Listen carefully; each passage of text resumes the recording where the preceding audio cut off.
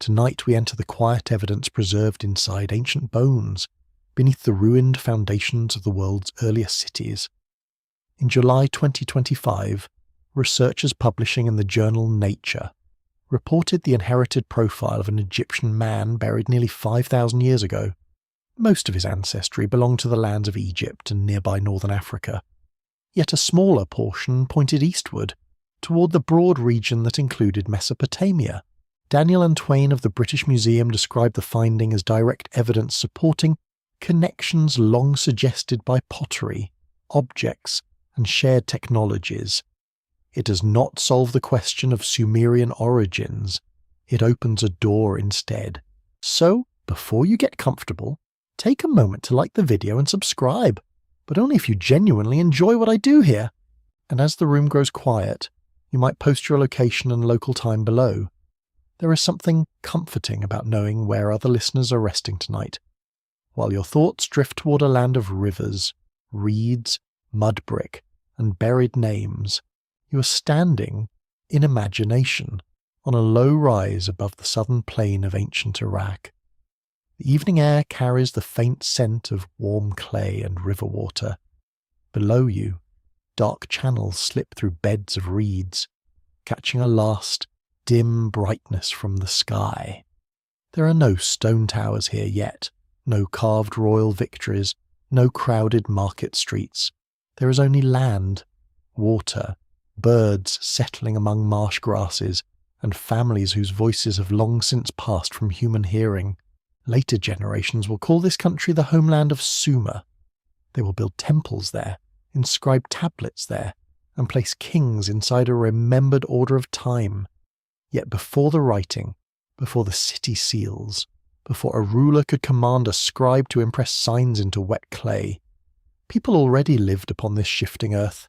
They caught fish in woven traps. They stored grain. They carried water in jars shaped by careful hands. They buried their dead with tenderness, perhaps with sorrow, perhaps with songs now entirely lost. Their silence is not emptiness. For a long time, historians approached the beginnings of Sumer through what survived most clearly. There were temple platforms, painted bowls, carved objects, administrative marks, and the first dense gatherings of houses. Archaeologists could trace the arrival of villages and then settlements growing steadily larger. The Metropolitan Museum of Art records that communities of the southern plain practiced farming, fishing, and irrigation during the long culture now called the Ubaid tradition. These were not wandering shadows awaiting civilization. They were people already reshaping the world around them. Yet bones ask different questions than pottery. A bowl may travel through trade. A building style may be copied because it works. A religious symbol may spread because it comforts frightened people facing flood, drought, illness, and the unpredictable moods of harvest. Inherited traces, however, preserve the deep movement of families. They speak quietly of grandparents, marriages, strangers accepted beside hearths, and children born where several human journeys have met. This is why the ancient genetic evidence matters so deeply. It does not tell you that one pure people suddenly arrived and founded Sumer. The evidence points in the opposite direction. Across the greater ancient Near East, researchers have found communities carrying blended ancestries connected with northern farming settlements, eastern mountain populations, and lands closer to the Mediterranean shore. Human history here seems less like a single river beginning at one spring. It resembles a marsh, where many channels approach, separate, mingle, and become difficult to name. The southern plain itself guards its answers stubbornly. Heat breaks down fragile inherited material. Moist soil damages what burial once protected. Rivers alter course, laying fresh mud over ancient settlements, hiding lives beneath heavy layers of silt. The very water that allowed communities to endure has also made their remains difficult to read. So, strangely, you may sometimes learn about Mesopotamian connections from bodies buried far away, under conditions kinder to preservation. That Egyptian burial is one such whisper. A man is placed inside a sealed pottery vessel, far from the reed beds of southern Iraq. He lives during an age when monumental ambition is taking shape along the Nile, while cities flourish farther east. His teeth preserve a message nobody around him could have imagined. Thousands of years later, careful hands recover signs of ancestry, linking his life to the eastern Fertile Crescent. Perhaps one of his forebears travelled. Perhaps many families moved gradually across generations. Perhaps traders brought more than stone, vessels, and techniques along the long roads between rivers. Nobody knows exactly how. There is the scholarly caution, soft but necessary. One man cannot represent an entire population. One inherited profile cannot reveal the full pattern of contact between Egypt and Mesopotamia. Researchers continue to debate the scale, timing, and direction of human movement among these ancient societies. Yet the man in his vessel changes the mood of the question. Connections once seen through objects alone now leave a faint mark inside a human body. You can almost feel the world becoming less divided. In museums, Sumer often appears beneath glass, beautifully separated into labels and periods. There is a bowl here, a tablet there, a figurine whose wide eyes still gaze past every visitor. The display case is orderly. The ancient world was not. It was dusty, humid, crowded, hungry, inventive, and deeply mobile. A family could follow pasture, flee a failing crop, join relatives, marry outsiders, carry seeds, remember rituals, and unknowingly alter the ancestry of people not yet born. One curious notion has often gathered around the Sumerians. Because their written language is unlike the languages later recorded around them. Some have imagined them arriving suddenly from a lost homeland. Others have carried that idea much farther, toward vanished continents or visitors descending from the sky. It is an oddly persistent fantasy. Apparently, ancient people were not considered interesting enough unless somebody gives them an impossible origin. The Earth offers something more haunting. Civilization may have arisen not from a dramatic arrival, but from countless ordinary unions. A fisher's daughter marries a man whose family came from the foothills. A potter learns a new firing method from visitors moving downriver. A child inherits features from people who never called themselves Sumerian, because the word has not yet gathered meaning. Generations pass. Houses thicken into villages. Shrines rise and are rebuilt. Water channels lengthen. Eventually, symbols pressed into clay begin to hold accounts, offerings, and names. Only then does written history open its eyes. But you're still standing before that opening, where the light is low and the evidence incomplete. The bloodlines beneath Sumer do not reveal a forgotten royal race. They reveal something more human, and perhaps more unsettling.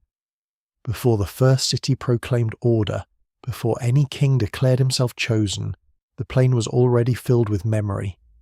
The people who prepared civilization were numerous, mixed, and mostly unrecorded.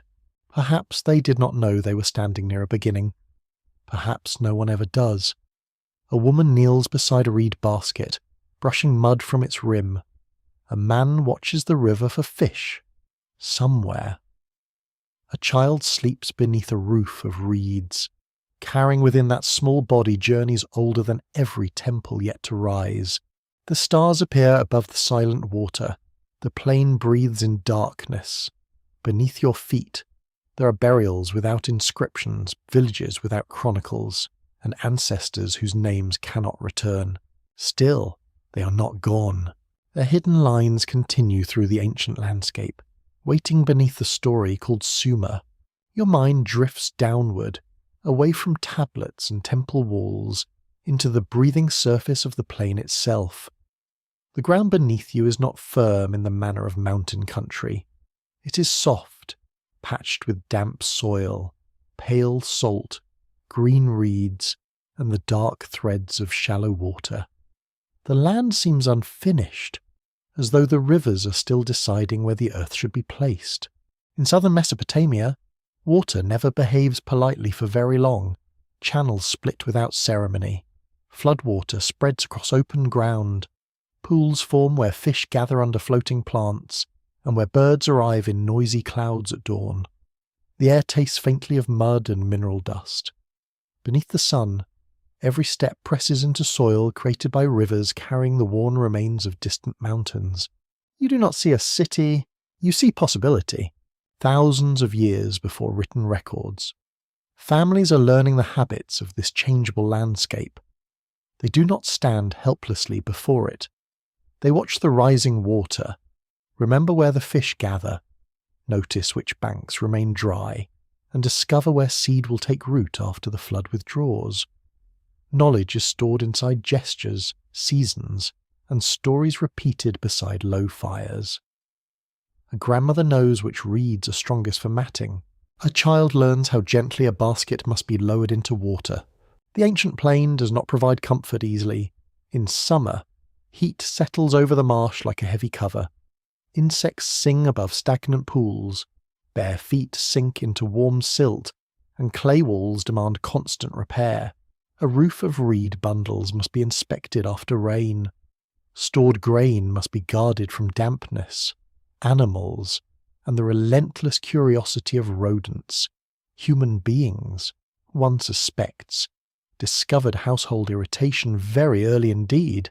Still, the landscape gives generously to those who understand its moods. Fish flicker beneath narrow boats. Reeds become roofs, mats, baskets, cords, and fuel. Birds provide meat and feathers. Herd animals graze along wetter margins. Barley grows where fields are watered carefully, not by grand machines, but through repeated labour, scraped channels, lifted mud, and patient observation. Records assembled by the Metropolitan Museum of Art describe the earliest clearly identifiable villages on the southern plain during the long period archaeologists call Ubaid. People there cultivated crops with irrigation, and drew food from rivers and nearby coastal waters. This matters because it places organised human life upon the plain long before the crowded urban worlds usually associated with Sumer. The city is not the beginning of the human story. It is the visible flowering of much quieter roots. At dusk, you approach one of these small communities. Its houses are not monumental, yet they possess a careful dignity. Mud brick walls stand low against the brightness. Reed screens soften the entrance to domestic rooms. Smoke from cooking fires drifts horizontally in the evening breeze, carrying the scent of grain cakes and cooked fish. Someone has placed vessels near a doorway, each one shaped for a task understood so well that nobody needs to describe it. Within such settlements, daily life follows no royal command. A household repairs its own walls. Neighbours gather for work that one family cannot easily complete. A channel clogged with silt must be cleared. A harvest must be collected quickly. Clay must be mixed, carried, formed, dried, and fired. There may be argument, teasing, resentments, small favours, weddings, and grief. The ordinary machinery of human society is already turning, quietly and efficiently, without a palace supervisor wandering about with an official expression. The plain is not empty wilderness slowly conquered by bold newcomers.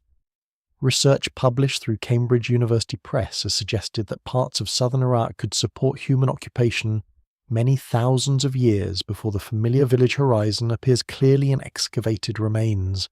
Sediments also preserve signs of plants that once grew farther south than later conditions allowed. Oak trees, surprising visitors in a region now associated with heat and open plain, appear within the ancient environmental record. That image lingers pleasantly strangely. Imagine resting beneath an oak in a landscape you expected to contain only reeds and dust. Its leaves shift above you, giving a patch of shade while waterbirds call somewhere beyond the grass. The south was never a motionless stage waiting for history to perform upon it. Climate, rivers, coastline, vegetation, and human choices altered together, each influencing the possibilities of the others. Some enthusiasts have taken the richness of the ancient marshes and connected them to distant memories of an earthly paradise, suggesting that the garden stories of later traditions arose directly from this watery southern world. It is a charming thought, especially when mosquitoes are politely omitted. Archaeology cannot identify a single sacred garden hidden among reed beds. Yet the notion survives because wetlands can feel enchanted when viewed from safety, preferably at sunset, and preferably without damp bedding. The deeper question remains more interesting. Were early settlements concentrated mainly where excavation happens to reveal them? Or does much older occupation lie concealed beneath layers of river mud? Specialists disagree about how much evidence has vanished under shifting channels and deposited silt. Some emphasize the settlements now securely known. Others suspect an earlier and broader human presence, largely hidden by the very landscape that sustained it. You listen to that uncertainty as you might listen to wind passing through reeds. It does not weaken the story. It gives the story its proper shape. The plain is not a book opened cleanly on a desk. It is a soaked, folded manuscript. Portions of its writing blurred. Portions buried deeper than anyone has yet reached. Nearby, a fisherman pushes away from the bank in a narrow craft. The hull parts the surface without hurry. His shadow wavers between reflected sky and drifting leaves. From a house behind you comes the soft, repeated sound of grain being crushed against stone. A dog lifts its head, considers the evening, then wisely returns to sleep. Nothing here announces greatness, yet each practical decision gathers weight. A family settles near a dependable channel. Another joins them. Fields widen along levees raised naturally beside riverbanks. Reeds are cleared where houses can stand. Children grow familiar with fixed paths, shared water, familiar neighbours, and seasonal tasks. Ritual begins around hearth, burial, rainfall, animal birth, and harvest. Places gain memory because human beings return to them again and again. A landscape becomes a home when it begins to remember you. In the darkness, small lamps glow behind reed coverings. Their light does not reach far across the open plain. It does not need to. Those modest flames illuminate hands working clay, children leaning against tired parents, and elders speaking of floods experienced many seasons earlier. No one records these voices. No seal bears their faces. No king has gathered their labour into a boastful inscription. Yet the river knows them. Their feet have pressed its banks. Their channels guide its water. Their homes rise from its clay, in the slow meeting of mud, reed, fish, grain, and human patience. The land is being prepared for something its inhabitants cannot yet name.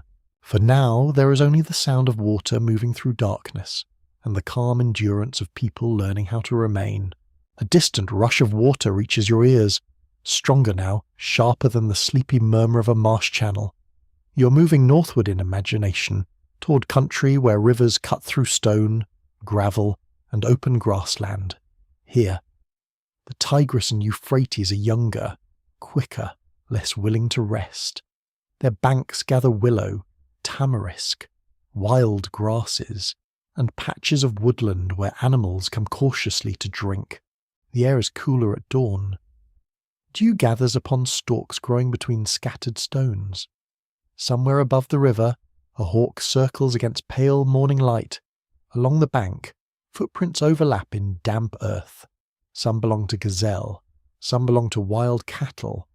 Others were left by human feet, crossing the same narrow passage repeatedly, carrying baskets, chipped blades, skins, and memories of safe places. These rivers are more than water. They are roads without paving. Across Upper Mesopotamia, the river valleys draw people toward dependable resources and recognizable landmarks. Hunters follow herds descending to drink. Gatherers search for stands of wild grain, nuts, fruits, and edible roots. Fishers settle patiently near quieter pools, watching the glint of movement below the surface. Communities return to certain favoured places, not because anyone commands them, but because hunger and memory make excellent cartographers. At the site known as Kurtik Tepe, close to the upper Tigris, excavators uncovered traces of a community living more than 10,000 years before the Common Era. The inhabitants depended upon hunting, fishing, and gathered plants, yet they remained in one place with remarkable persistence. Their settlement included burials, stone vessels, ornaments, tools, and structures suggesting a life rooted more firmly than old images of restless foragers once allowed. Researchers working on the early settlements of southeastern Anatolia have shown that settled life does not wait politely for farming to begin. People can remain attached to a place because the river is rich, game is available, and communal ties become difficult to abandon. This is an important correction to an easy story. Human beings do not suddenly wake one morning, plant grain, and invent home ownership with relieved expressions.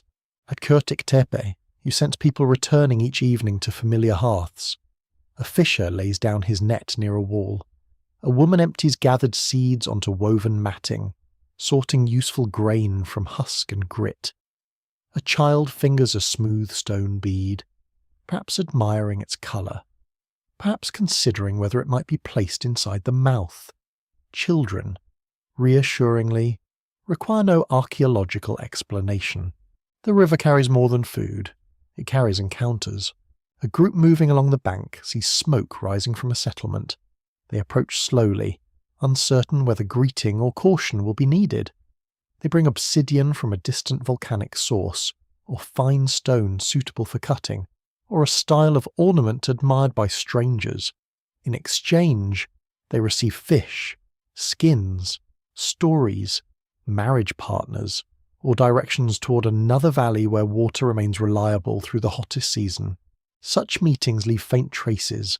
A blade made from distant stone appears among local tools. A decorative habit arrives in a burial ground. A method of shaping a vessel turns up far from the community where it first became familiar. None of these objects explains exactly who travelled, yet together they suggest an ancient world threaded with paths, visits, alliances, and the occasional awkward family gathering. A custom humanity has preserved admirably well. Along the upper Euphrates, people gather within landscapes equally generous and demanding. The river curves past terraces and wooded slopes, offering fish, waterfowl, gazelle, boar, and wild plants. Sites such as Murraybet preserve evidence of communities experimenting with a more settled existence, using rounded buildings and storing food while still drawing heavily upon hunted and gathered resources. The boundary between forager and farmer is not a gate. It is a slowly changing shoreline. Your hands brush against rough limestone as you climb above a riverside camp. Below, smoke rises from several dwellings. People are working near patches of wild cereal grasses, harvesting seed heads with tools edged by sharpened stone. Each movement seems simple, almost humble, yet repeated harvesting changes attention. Certain grasses become more valuable, certain patches are protected, revisited, perhaps encouraged. Seeds from useful plants are brought close to dwellings. Human choice begins leaning gently upon the plant world. The process is quiet enough to miss. Studies from universities and archaeological institutes working across the Fertile Crescent confirm that cultivation emerges gradually, shaped by many communities rather than a single inventive village. Wild plants are tended, harvested, and eventually altered by generations of selection. Animals are hunted under changing pressures, observed more closely, and managed in developing ways. There is no single trumpet blast announcing agriculture. There is only repeated practice, and the deep patience of survival. The animals reveal their own portion of this story. Scholars examining bird bones from settlements in the upper basins of both rivers found that communities hunted birds in noticeably different ways. Near the Euphrates, people drew upon a broad range of feathered species from varied habitats. Near the Tigris, certain communities focused on narrower choices suited to their local surroundings. Two rivers, two habits, two ways of reading the sky. For a moment, it feels as though you stand among the hunters at sunrise. Nets are folded across shoulders. Reed arrows rest in a bundle. The river reflects pink light, and flocks rise suddenly from shallow water, filling the morning with beating wings. A successful hunt provides food, feathers, bone, and perhaps ritual meaning. A failed one provides fresh opportunities for relatives to offer unhelpful advice.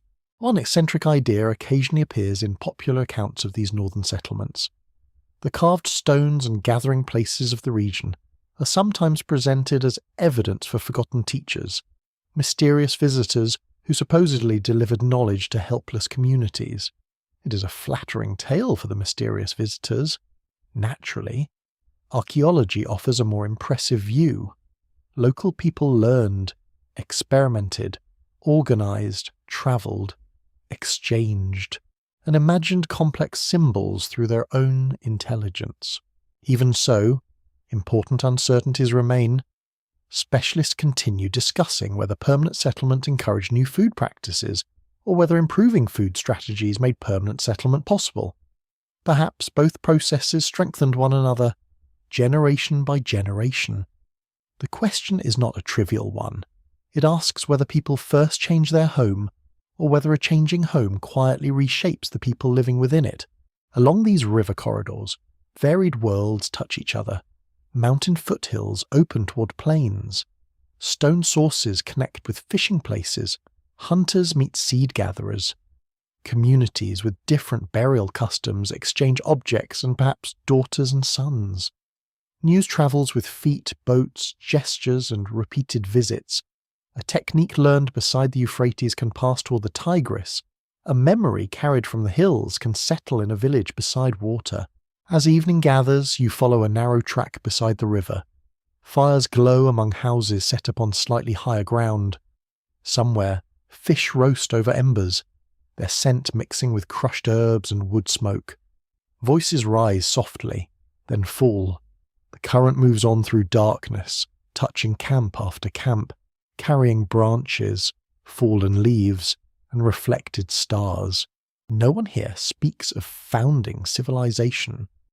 They are finding food, sharing labour, choosing companions, honouring the dead, and remembering roots through difficult country. Yet every journey along the rivers draws lives together. Every exchange adds another strand to the human pattern spreading through Mesopotamia. The water slips past your feet, restless and ancient. In its sound, there is movement, meeting, and the beginning of belonging. Cold stone touches your palm as you kneel beside a shallow grave cut into the floor of an ancient house. The room is small, its walls formed from packed earth and careful labour. A faint scent of ash seems to cling to the hearth, although its fire has been dark for thousands of years.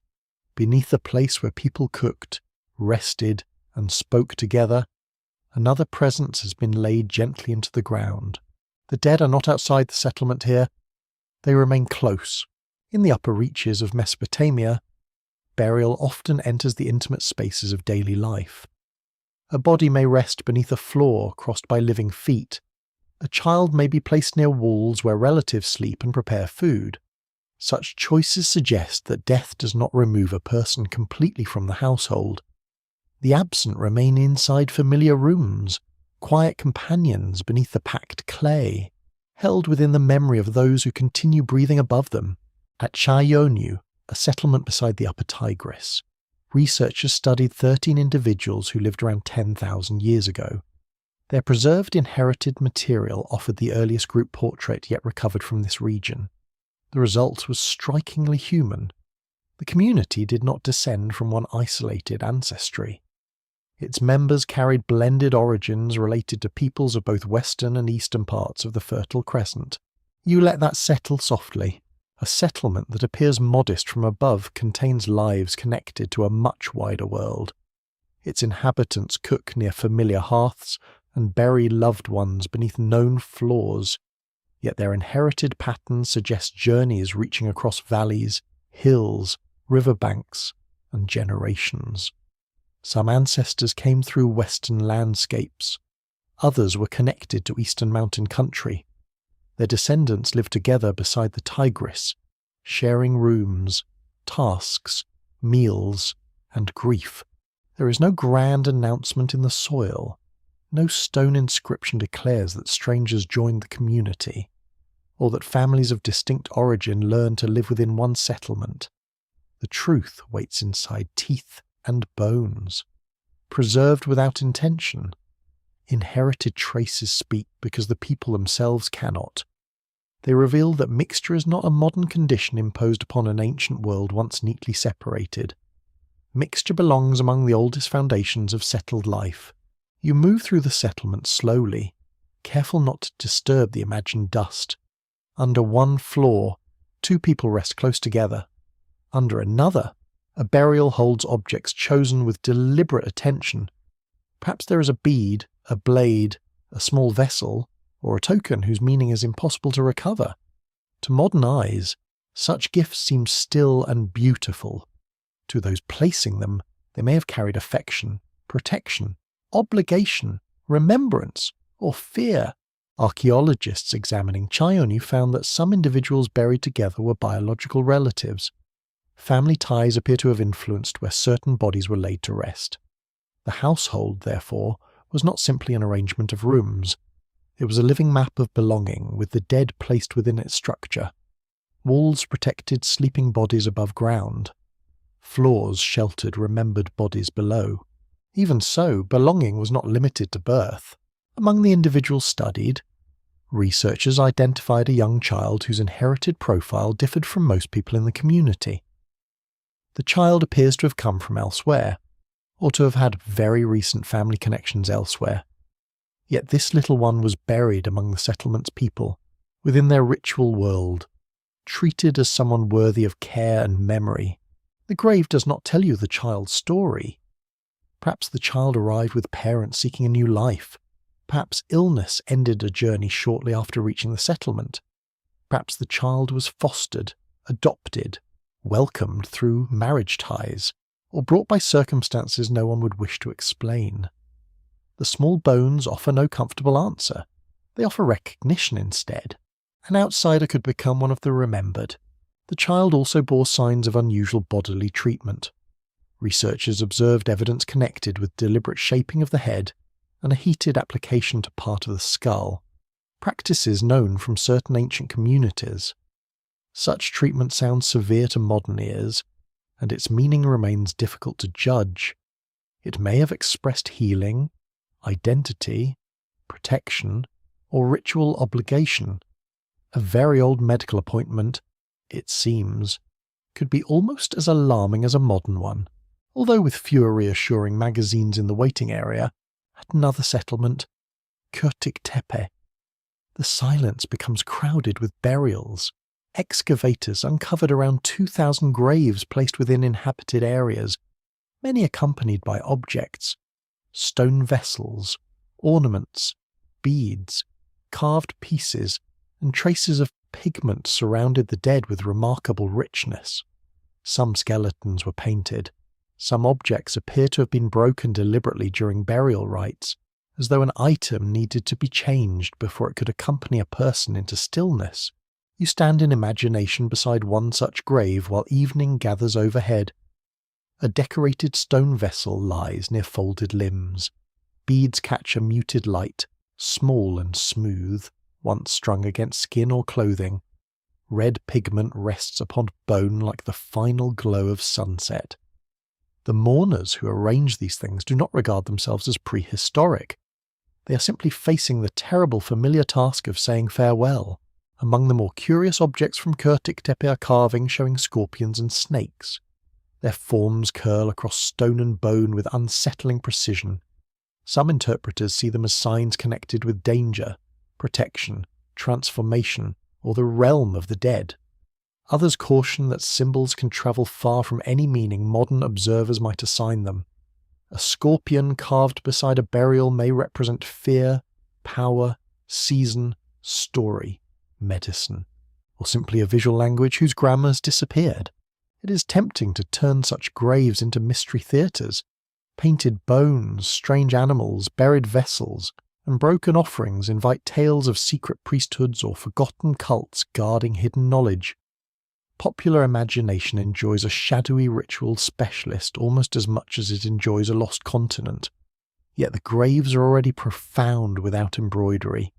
They show communities spending time, labour, valued objects, and emotion upon their dead.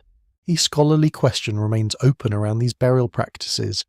Did richer graves mark rank, special ritual roles, personal affection, age, family identity, or changing beliefs about death?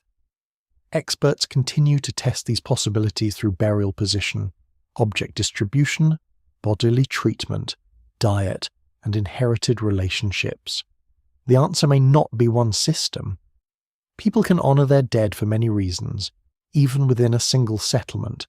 The grave beneath your hand feels cooler as night settles into the house. Above it, a family once stepped carefully around a hearth. They carried bowls, prepared plants, soothed children, and perhaps spoke the name of the person sleeping below. In nearby dwellings, others did the same. Their households linked through blood, companionship, exchange, and acceptance of newcomers. No written voice remains. Still, these burials resist complete disappearance. The painted skeleton, the resting child, the relatives placed together, and the newcomer welcomed into sacred ground all suggest a society more intricate than any simple origin story. These people are not anonymous because they lacked meaning. They are anonymous because writing had not yet learned to hold their names. In the darkened room, you rise gently from the floor. The village around you is silent, yet beneath its houses lie entire networks of care. Bloodlines reveal movement. Graves reveal attachment. Together, they show people building community from both inherited connection and chosen belonging. The dead remain near the living, and the earth keeps their quiet testimony. The scent of crushed time rises beneath your fingers as you walk across a stony slope overlooking distant country. From this height, the ancient world opens in several directions at once. Westward lie coasts and valleys facing the Mediterranean Sea. Northward, rolling uplands lead toward Anatolia. Eastward, ridges gather into the long mountain walls of the Zagros. Between them, the riverlands receive travellers, seeds, animals, tools, and human lives. The map appears divided only from a distance. On the ground, paths cross constantly. A woman carrying a child follows relatives into a neighbouring valley. A hunter returns with black volcanic stone obtained through exchange. A marriage draws one household toward another community. A season of poor rainfall persuades families to move near better springs. None of these journeys requires armies, ships, or kings. A human landscape can transform through quiet movement, repeated gently across hundreds of years. Modern study of ancient inherited material begins to uncover that movement. Researchers examine fragments preserved within teeth and bone, comparing patterns among people buried across the early Fertile Crescent, in communities from Anatolia, the Levant, the Zagros foothills, and northern Mesopotamia. They do not find sealed human islands. They find related, yet distinguishable, populations meeting and blending across wide distances. The result is both simple and profound. The people approaching the age of Sumer already inherit many horizons.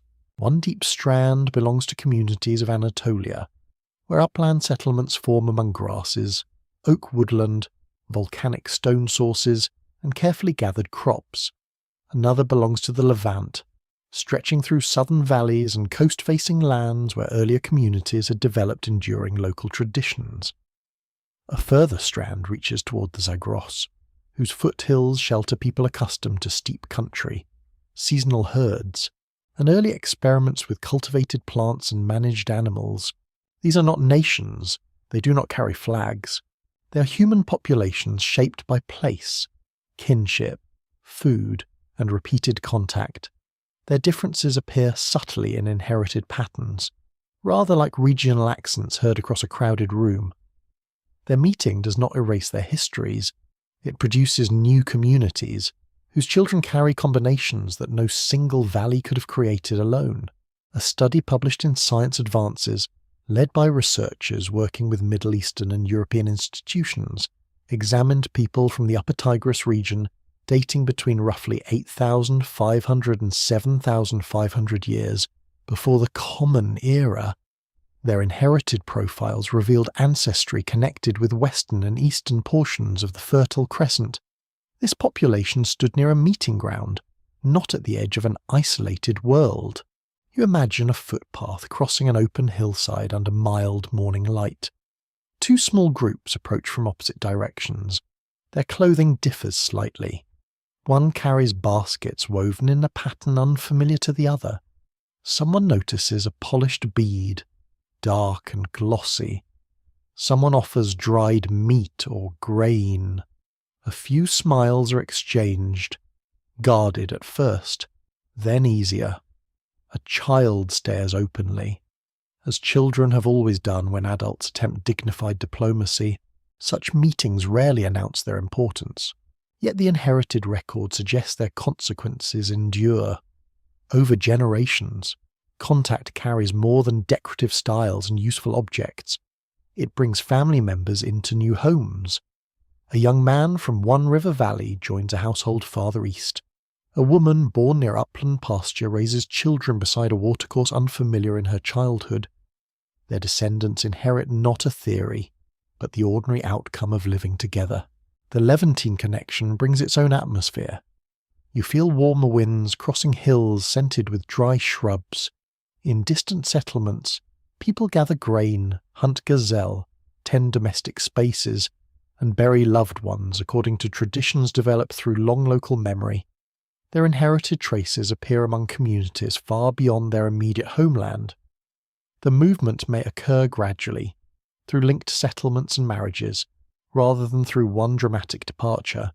The Anatolian connection leads through cooler heights. Obsidian gleams there, black as still water beneath moonlight.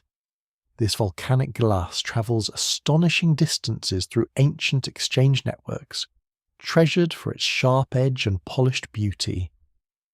Because stone can pass from hand to hand, it cannot prove that entire families moved alongside it, yet inherited evidence shows that people also crossed portions of the same broad world. Objects and human journeys sometimes followed related corridors. Then the Zagros rises in your mind, rugged and shadowed. Snow may rest upon distant peaks while foothill settlements occupy sheltered ground below. Research published in Science identified distinctive inherited patterns among early farming communities from this eastern arc of the Fertile Crescent. Those people were not simply copies of Western farmers. They carried their own deep ancestry, their own local history, and their own contribution to later populations of neighbouring lands. This matters deeply for the old idea of origins. A civilization does not require a single ancestral doorway. The communities linked with Mesopotamia seem to have gathered from several human streams, each already ancient in its own right. Their descendants inherit a world of blended memory long before clay tablets begin separating people into occupations, estates, offerings, and lists of grain. Naturally, a stranger tale sometimes appears in the misty corners of popular imagination.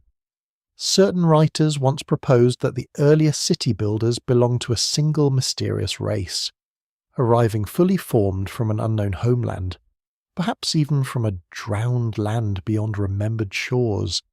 It possesses the satisfying neatness of a bedtime puzzle solved by one missing piece.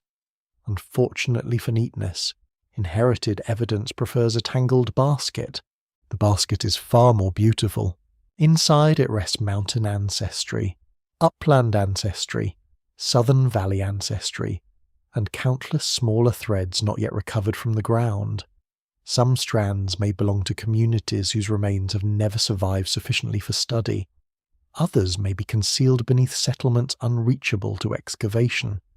The genetic portrait is developing, yet its missing places remain large, especially toward the southern alluvial plain where Sumerian cities eventually stand. Scholars continue to debate the meaning of these blended patterns. Did ancestry move mostly through repeated marriages and small family relocations across neighbouring communities?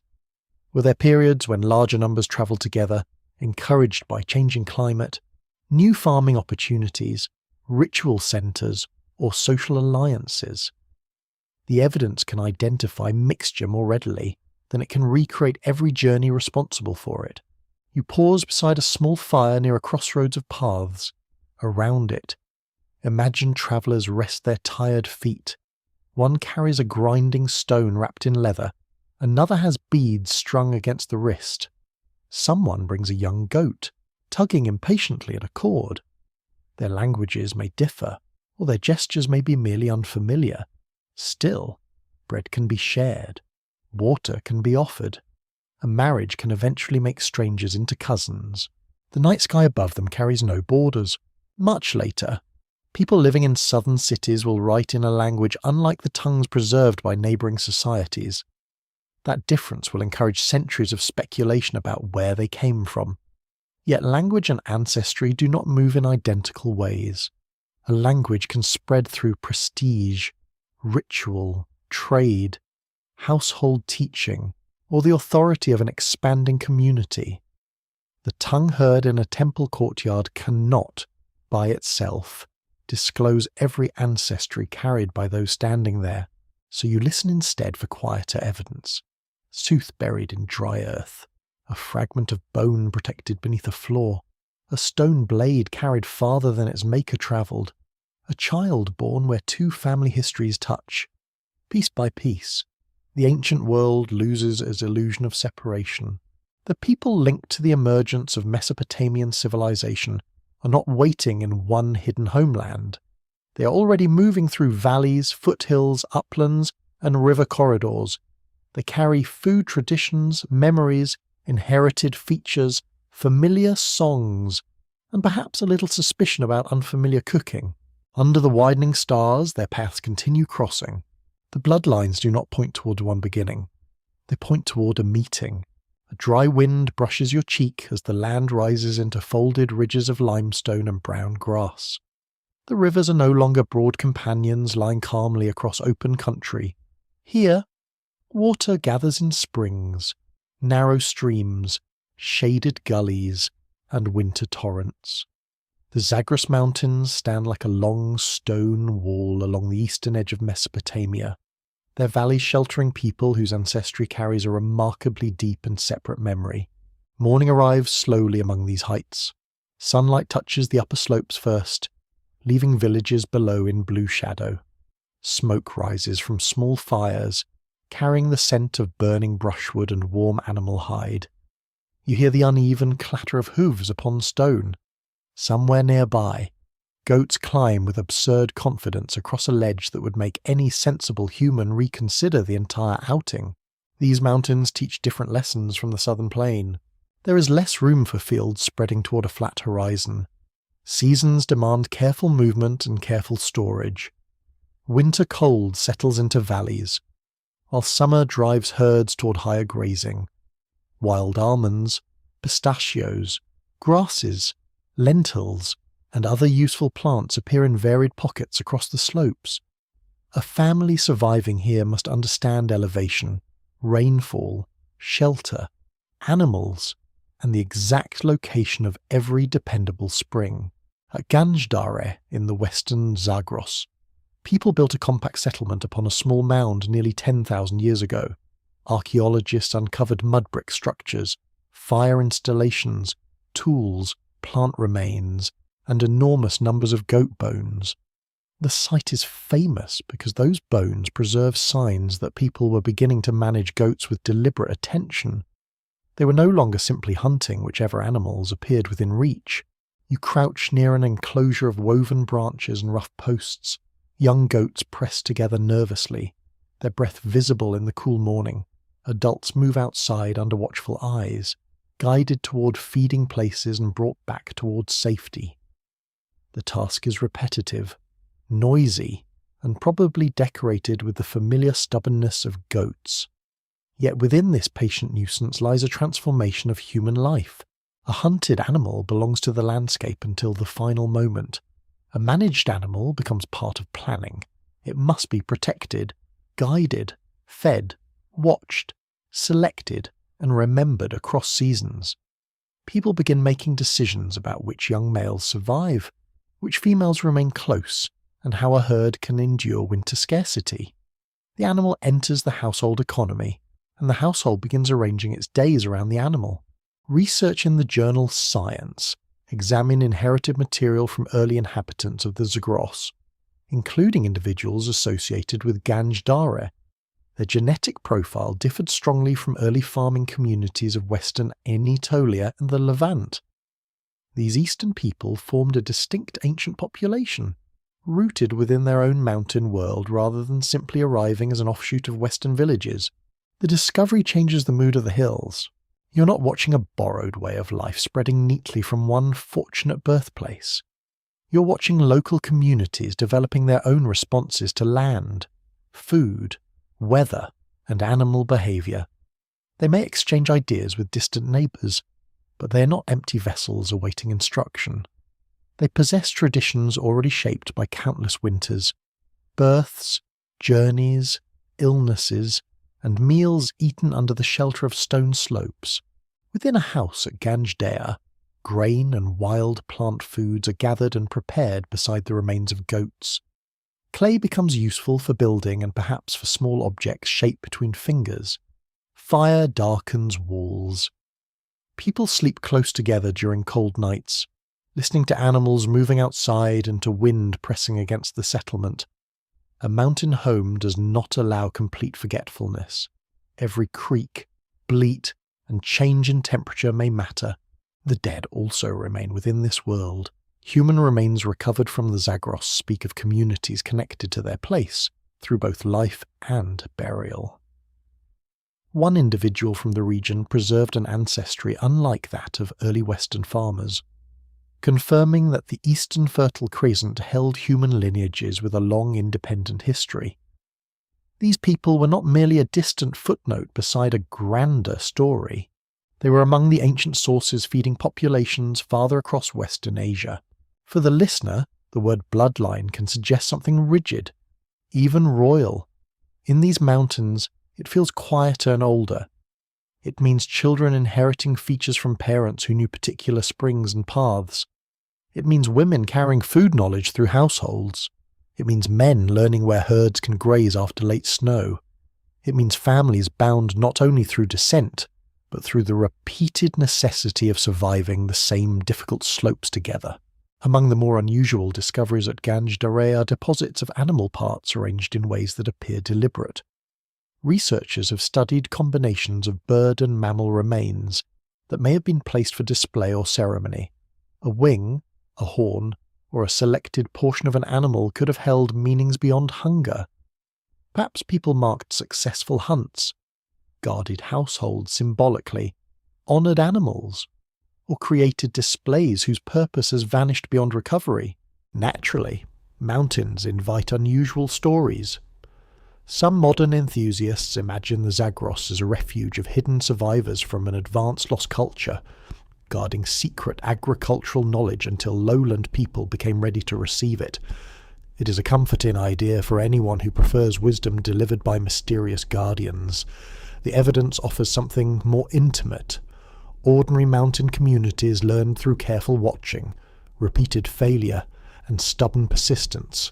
There is dignity in that slower truth. A goat that returns to the enclosure is knowledge. A seed gathered from a favoured patch is knowledge. A child taught which plants can be eaten is knowledge. A burial placed close to the home is knowledge about belonging. None of it requires forgotten masters. It requires people paying attention over many generations.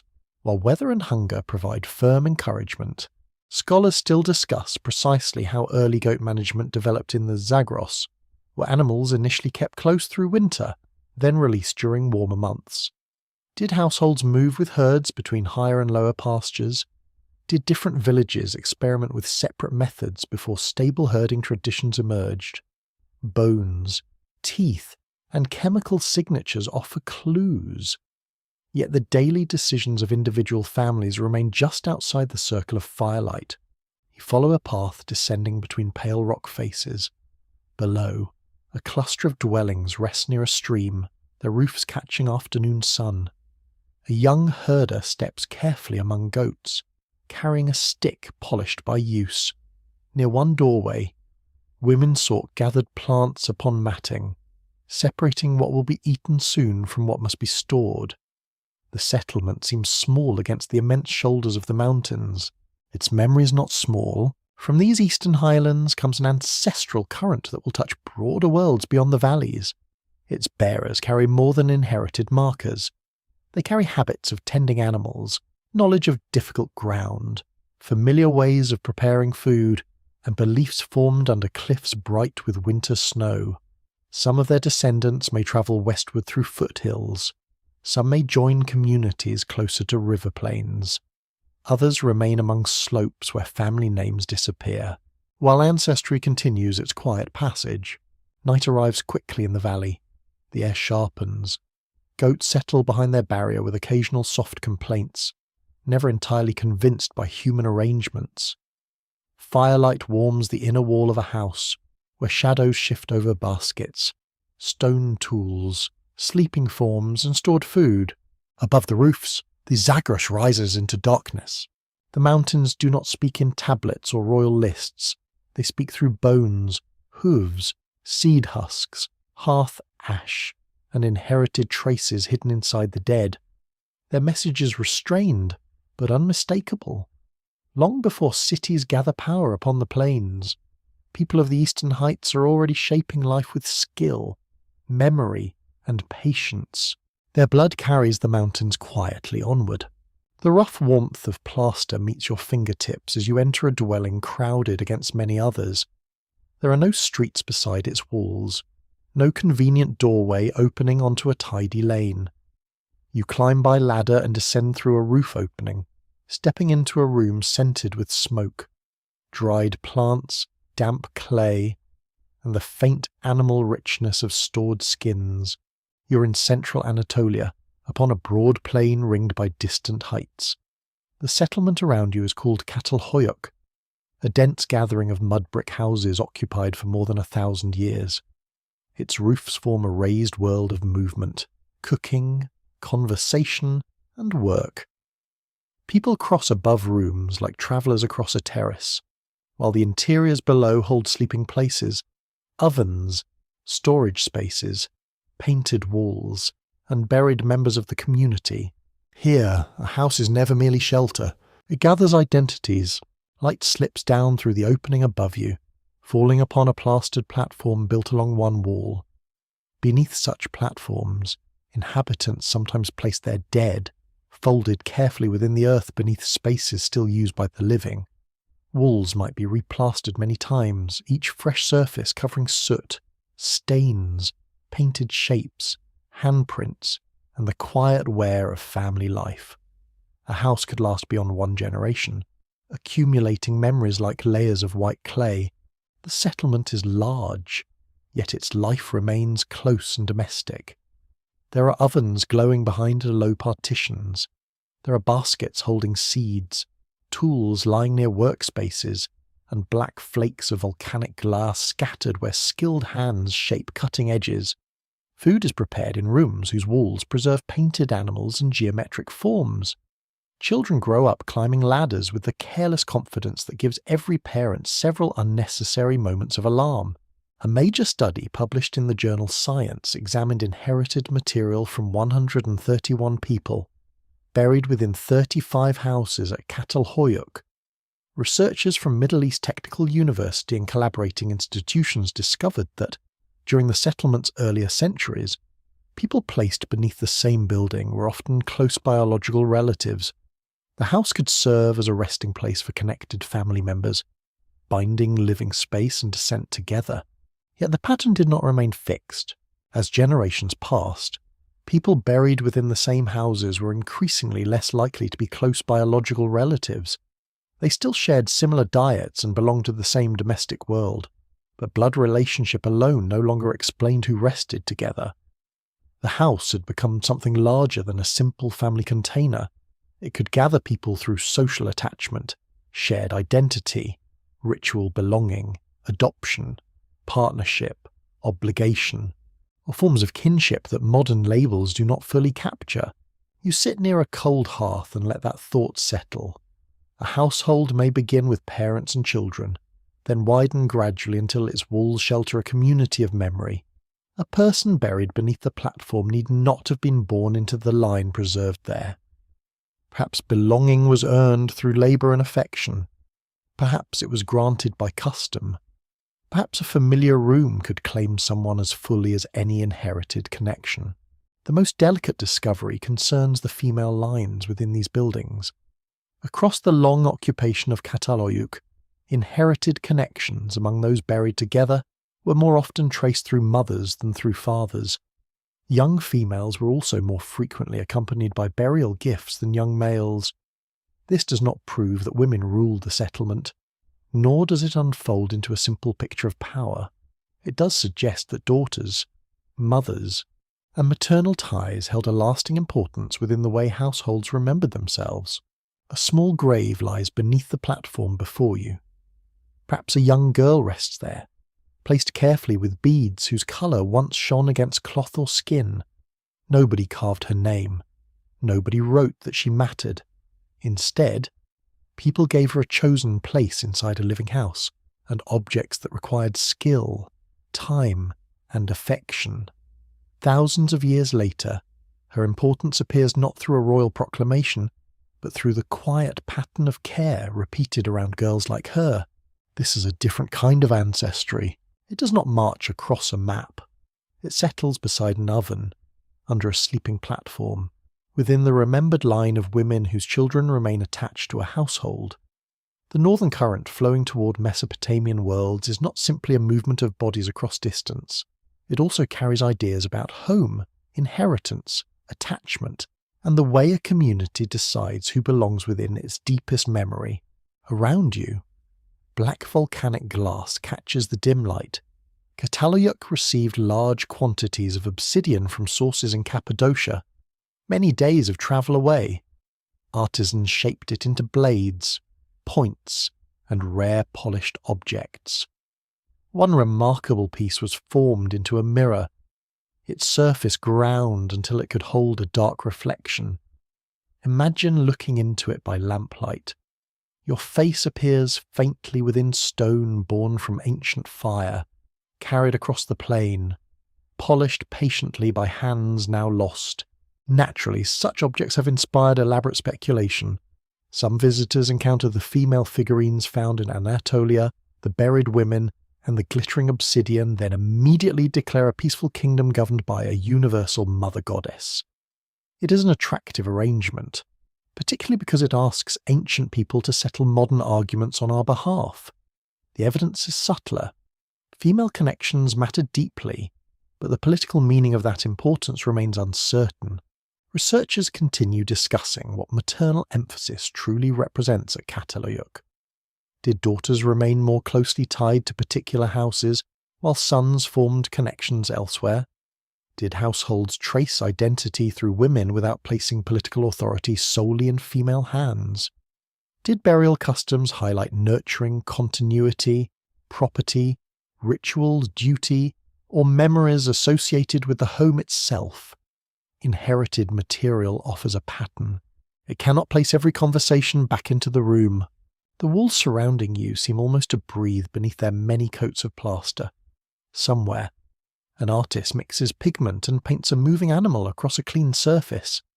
Elsewhere, a woman sharpens an obsidian edge while a child watches with unnecessary closeness. On a rooftop, grain dries beneath open sky. A neighbour calls across the joined roofs, perhaps requesting help, perhaps offering gossip, an exchange far more durable than any stone blade. Life in this settlement is crowded, skilled, and deeply connected. The houses touch one another wall to wall, yet each carries its particular dead and its own repeated act of remembrance. Within those clustered rooms, children inherit ancestry shaped by Anatolian plains, distant contacts, marriage choices, and households that gradually expand beyond simple biological lines. No palace organises this world. No written archive arranges its people into official categories. Still, a social order exists, firm enough to endure across centuries.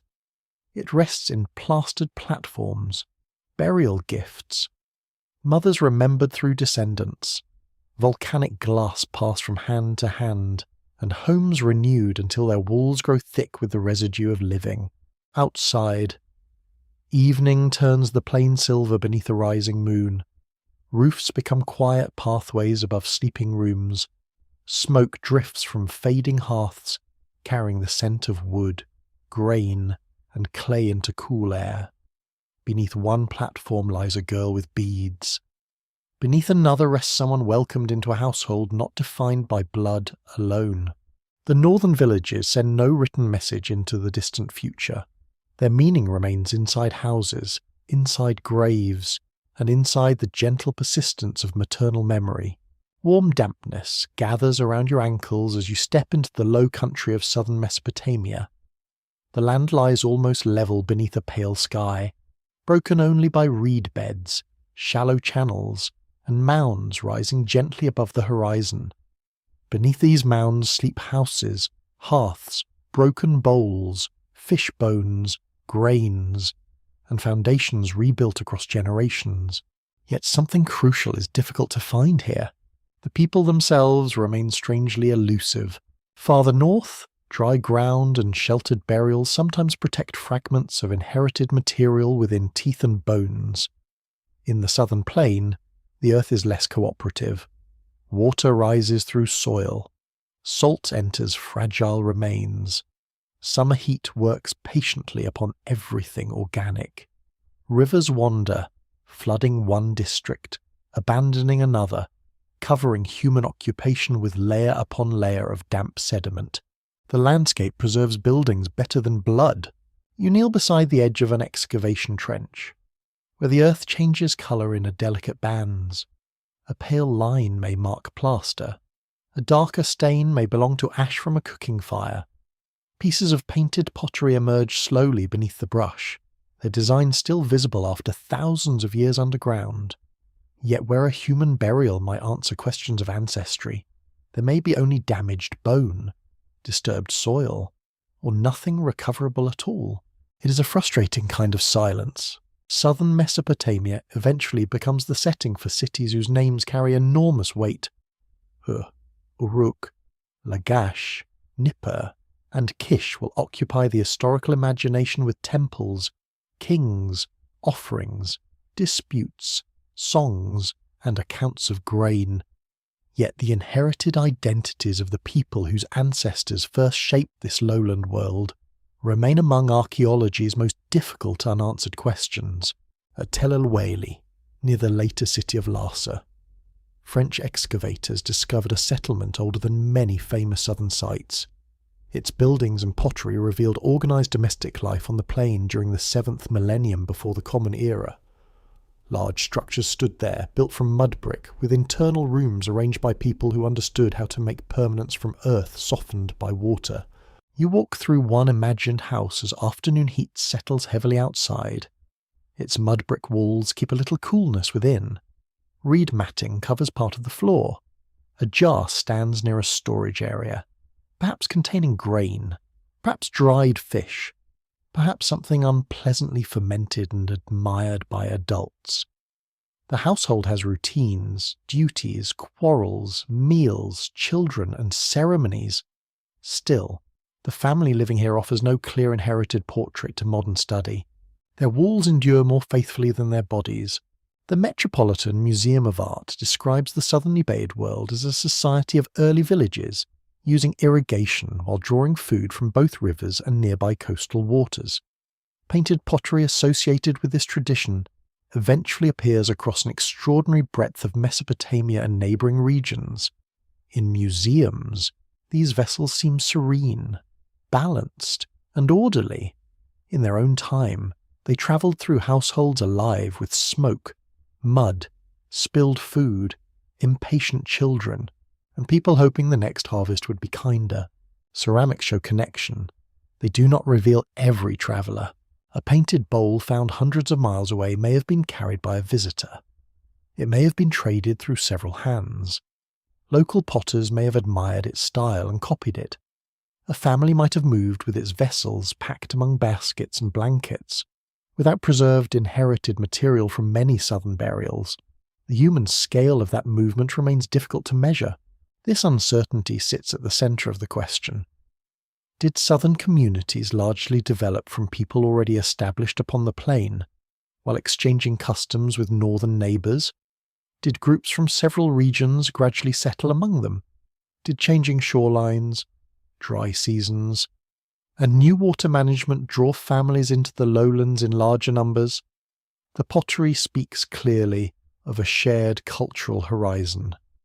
The bloodlines of the southern heartland remain muffled beneath wet clay. There is something quietly appropriate about that.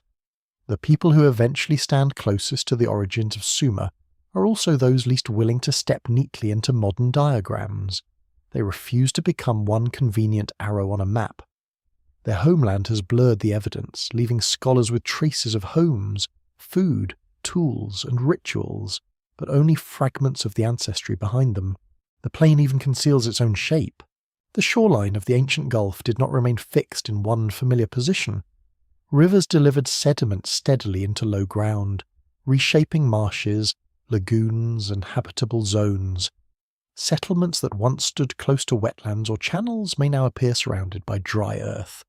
Others may lie buried beneath deposits that conceal them from ordinary survey. Human life followed a moving geography, and that geography has been rewriting the evidence ever since.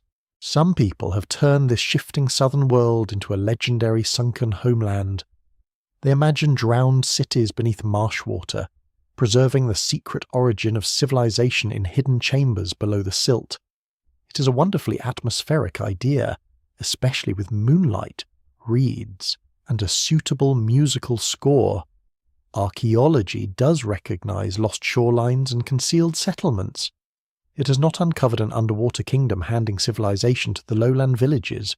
Reality remains quieter and more moving. A family chooses ground slightly raised above seasonal water. They build with clay taken from nearby banks. They dig channels and clean them repeatedly, because water rewards labour only temporarily. They bury jars, patch walls, lose infants, celebrate marriages, and leave rubbish beside their homes. Their descendants rebuild close by, perhaps knowing exactly whose house once stood beneath their floor, perhaps remembering only that the place has always belonged to their people. Each generation thickens the mound. In a shaded work area, an archaeologist lifts a fragment of bone carefully from moist soil. It may be too damaged for inherited analysis. It may reveal age, diet, illness, or stress, but not the ancestral pathways a listener longs to trace. Science does not always receive the answer it requests. Sometimes the material record says only that someone lived here, worked here, ate here, suffered here, and was returned to the same earth that sustained the household. That answer is small, but it is not empty. Specialists continue debating how strongly southern population history can be reconstructed from evidence gathered outside the plain. Communities in surrounding regions reveal mixture, mobility, and long connections. Objects from southern settlements display contact across great distances. Yet absence of direct inherited evidence from early lowland inhabitants requires restraint. The central chamber of the story remains dim, its door partly swollen shut by water and time. Evening settles over the flat horizon. The wind combs softly through tall reeds. Frogs call from hidden water, and insects tremble above a channel reflecting the first stars. A mound stands nearby, barely higher than the plain, containing generations of rooms compressed into earth. Within it are lives that shaped the South without surrendering their full identity. Their hands left walls, ovens, vessels, and channels. Their body entered difficult soil. The silence is not proof that they were absent, strange, or unknowable in every way. It is the silence of preservation. Under the damp plain, the ancestry of the southern people still rests behind a veil of water, salt, heat, and clay. A wooden handle presses smoothly into your palm as you step beside a narrow watercourse. The channel is shallow, barely wider than a person can stride across, yet it demands attention from everyone nearby. Mud has collapsed along one bank. Floating weeds catch against a reed barrier. A trickle of precious water is beginning to slow beneath the morning sun. Several villagers are already working there. One lifts damp soil with a woven scoop. Another clears roots from the channel mouth. A third steadies a basket while a child watches from a sensible distance. Having already discovered that wet mud is both fascinating and deeply determined to enter clothing, the task is simple, but it cannot be ignored. A blocked channel means thirsty fields. Thirsty fields mean empty storage jars. Empty storage jars mean arguments no household welcomes. Water creates cooperation because it leaves few alternatives.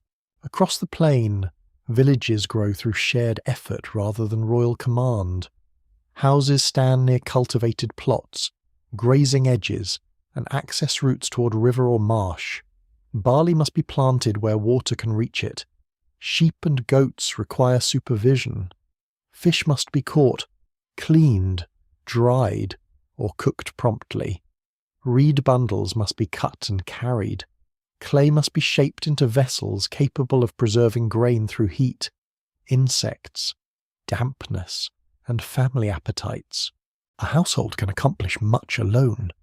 A settlement can endure more securely together.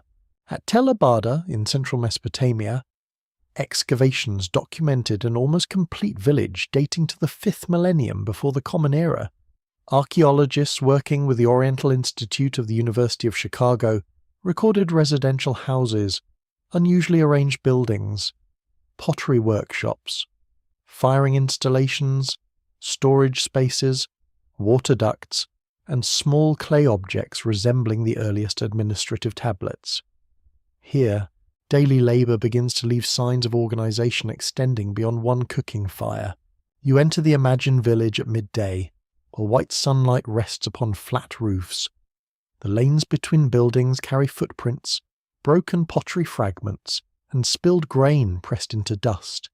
In one work area, clay vessels stand drying before firing. Some are plain and sturdy, intended for ordinary use. Others bear painted designs, careful dark lines upon lighter surfaces, requiring steady hands and time not available during every hurried household chore. The pottery workshop changes the atmosphere of the settlement. Someone possesses skill recognized by neighbors. Someone gathers fuel, prepares clay, turns a vessel evenly, controls heat, and produces bowls or jars needed throughout the community. Craft becomes more than private improvisation. It becomes practiced knowledge, repeated often enough that certain hands grow unusually capable. There is still no throne in sight. There is, however, dependence. A farmer depends upon a reliable vessel for grain. A potter depends upon food cultivated by others. Herd keepers provide animals, milk, wool, hides, and dung for fuel or building mixtures.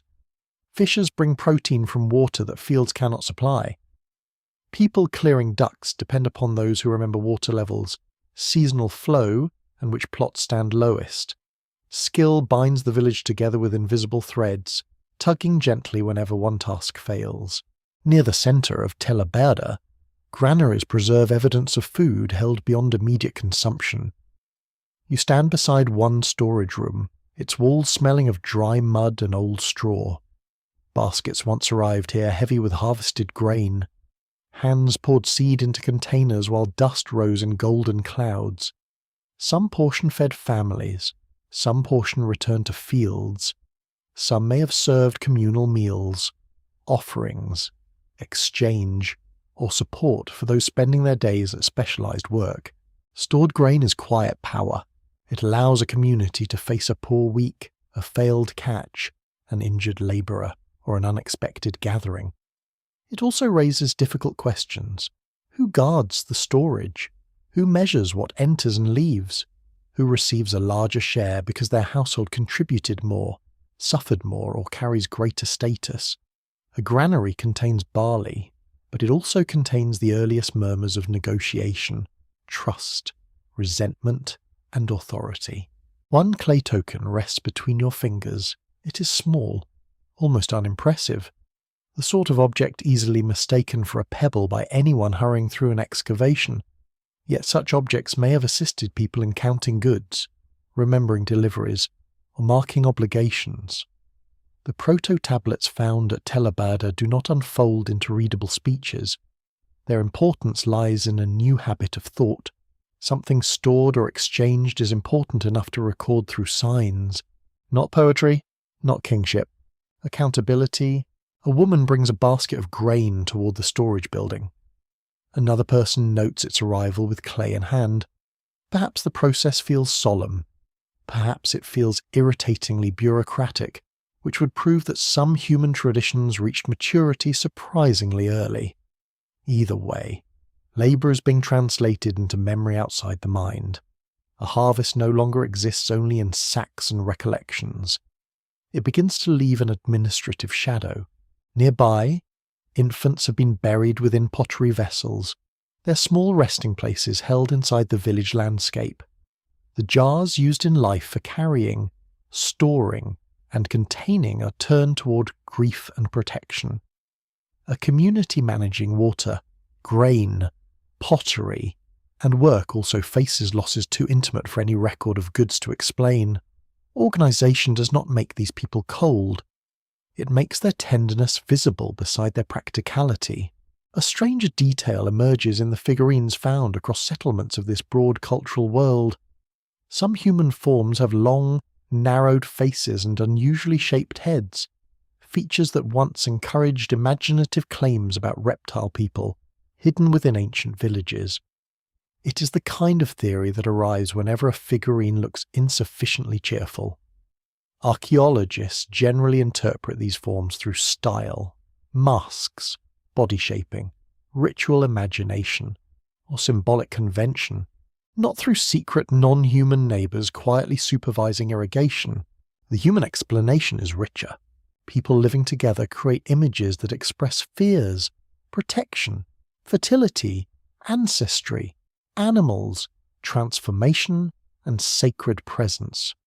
A figurine does not need to resemble an ordinary face, because ritual objects rarely seek ordinary conversation. It may stand near a hearth, a burial, a storage area, or a private place of devotion. Its meaning belongs to a society where grain and water are practical matters, yet uncertainty still surrounds birth, sickness, flood, and death.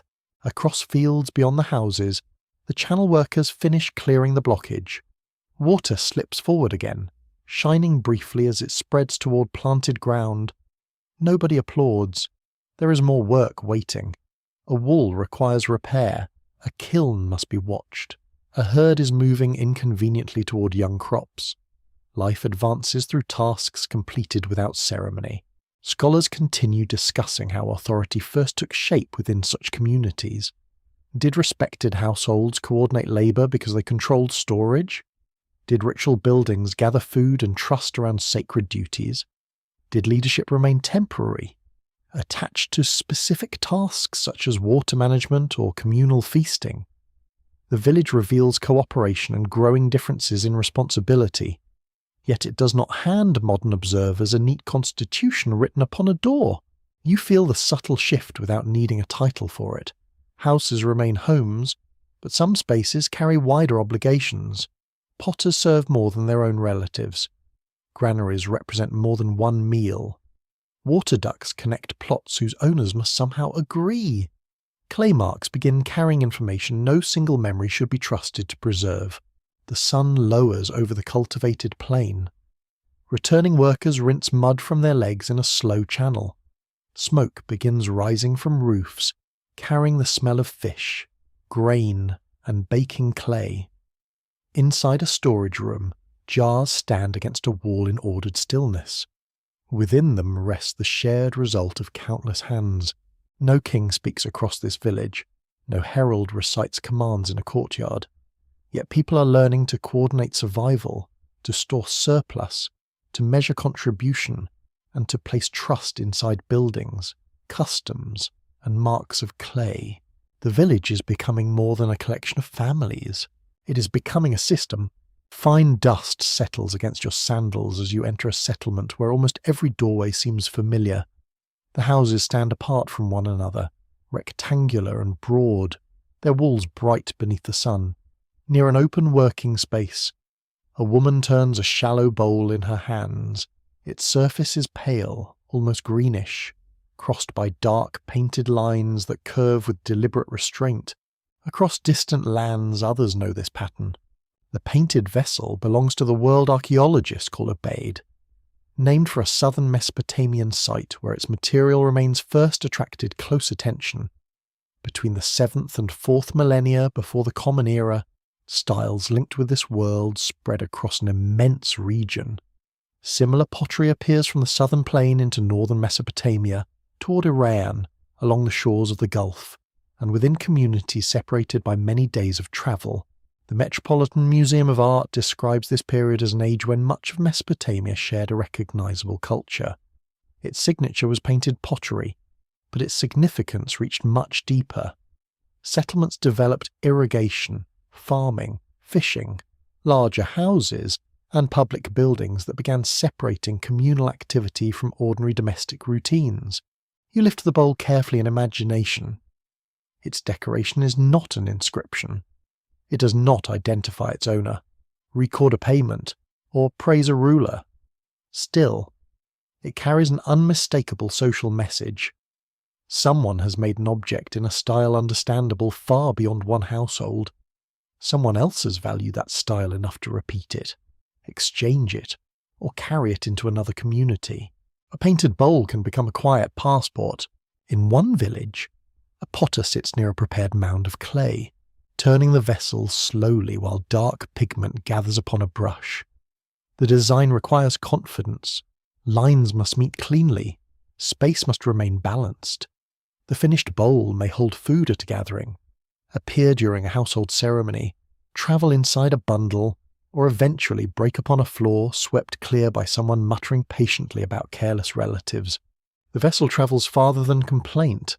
To the north, communities with their own older traditions begin using forms and decorative habits recognizable from the southern world. Houses also change in certain places, becoming broader, more ordered, and sometimes arranged around central rooms with smaller spaces branching outward. Such buildings are practical, yet their repeated form suggests shared assumptions about household life, storage, gathering, and perhaps status. No army spreads these designs. There are no conquerors marching from pottery kiln to pottery kiln, demanding tasteful geometric decoration. Instead, influence moves through contact. Visitors admire a bowl. Craft workers exchange methods. Families relocate. Hosts prepare meals for newcomers. Ritual customs gain prestige.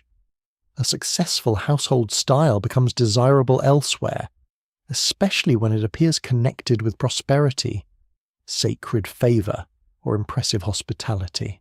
On the southern plain, some communities build structures that stand apart in scale and arrangement. At Eridu, successive buildings placed upon the same sacred location suggest repeated communal devotion across long stretches of time. Simple rooms gradually become more elaborate places of offering and gathering. The building is remade because the place matters, and the place matters because generations continue returning to it. A sacred building organizes more than prayer. People must gather materials for its repair. Food offerings must be prepared. Certain individuals may tend its rooms, fires, vessels, or stored goods. Families may bring fish, grain, or animals during occasions remembered across the settlement. A communal building therefore creates habits of contribution and attention. It also creates the gentle inconvenience of knowing that neighbours may notice when your household arrives with a rather modest offering. Under a quiet afternoon sky, you approach such a building.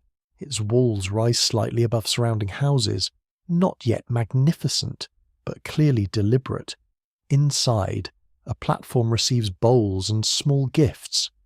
The room smells of plaster, smoke, grain, and oil. Someone sweeps the floor. Someone arranges vessels. People enter in small groups, lowering their voices without needing instruction. The community has found a centre.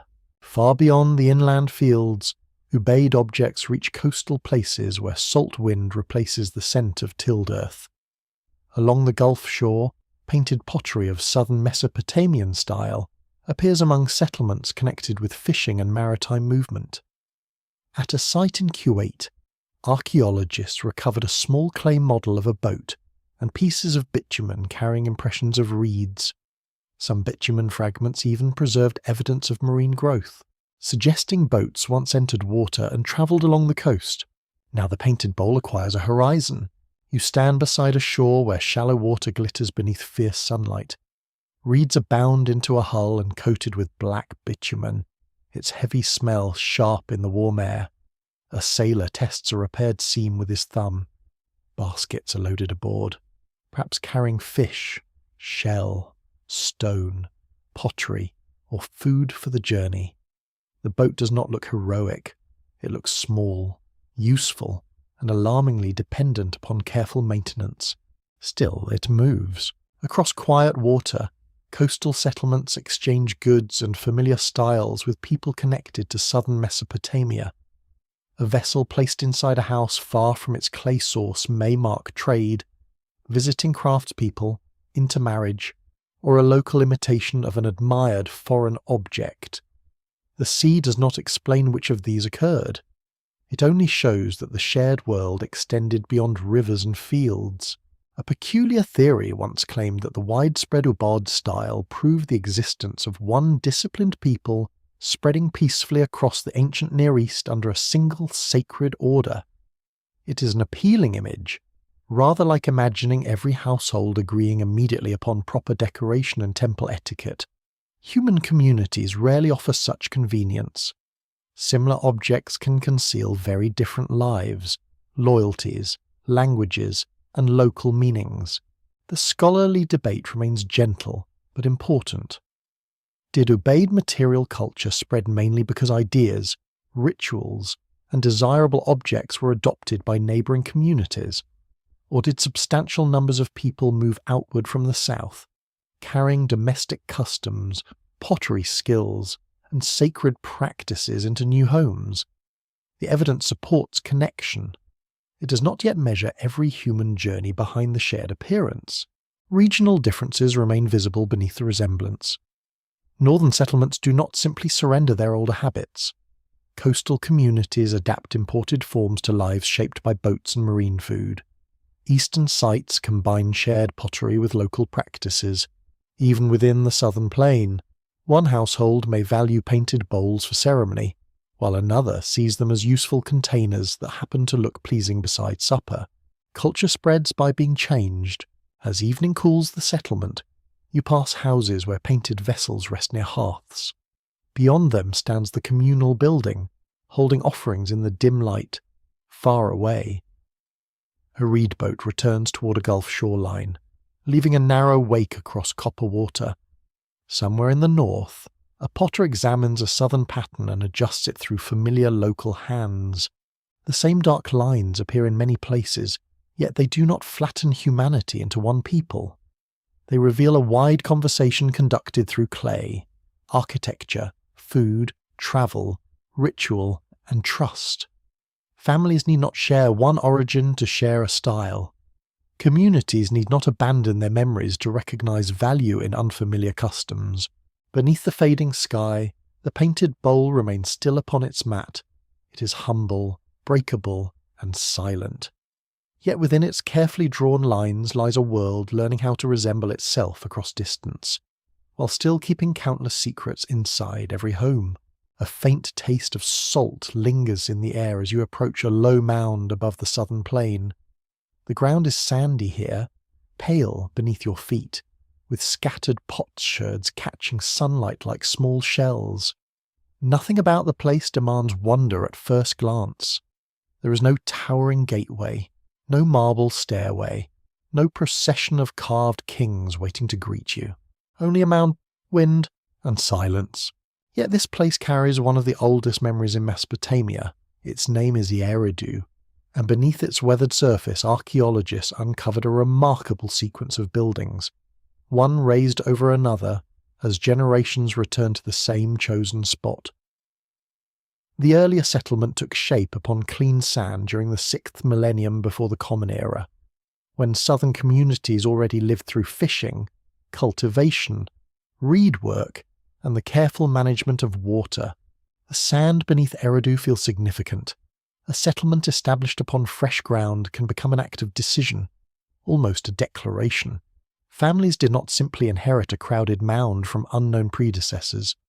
They arrived at a place near water and wetland resources, built there, remained there, and began giving one portion of the settlement an importance that endured through astonishing stretches of time.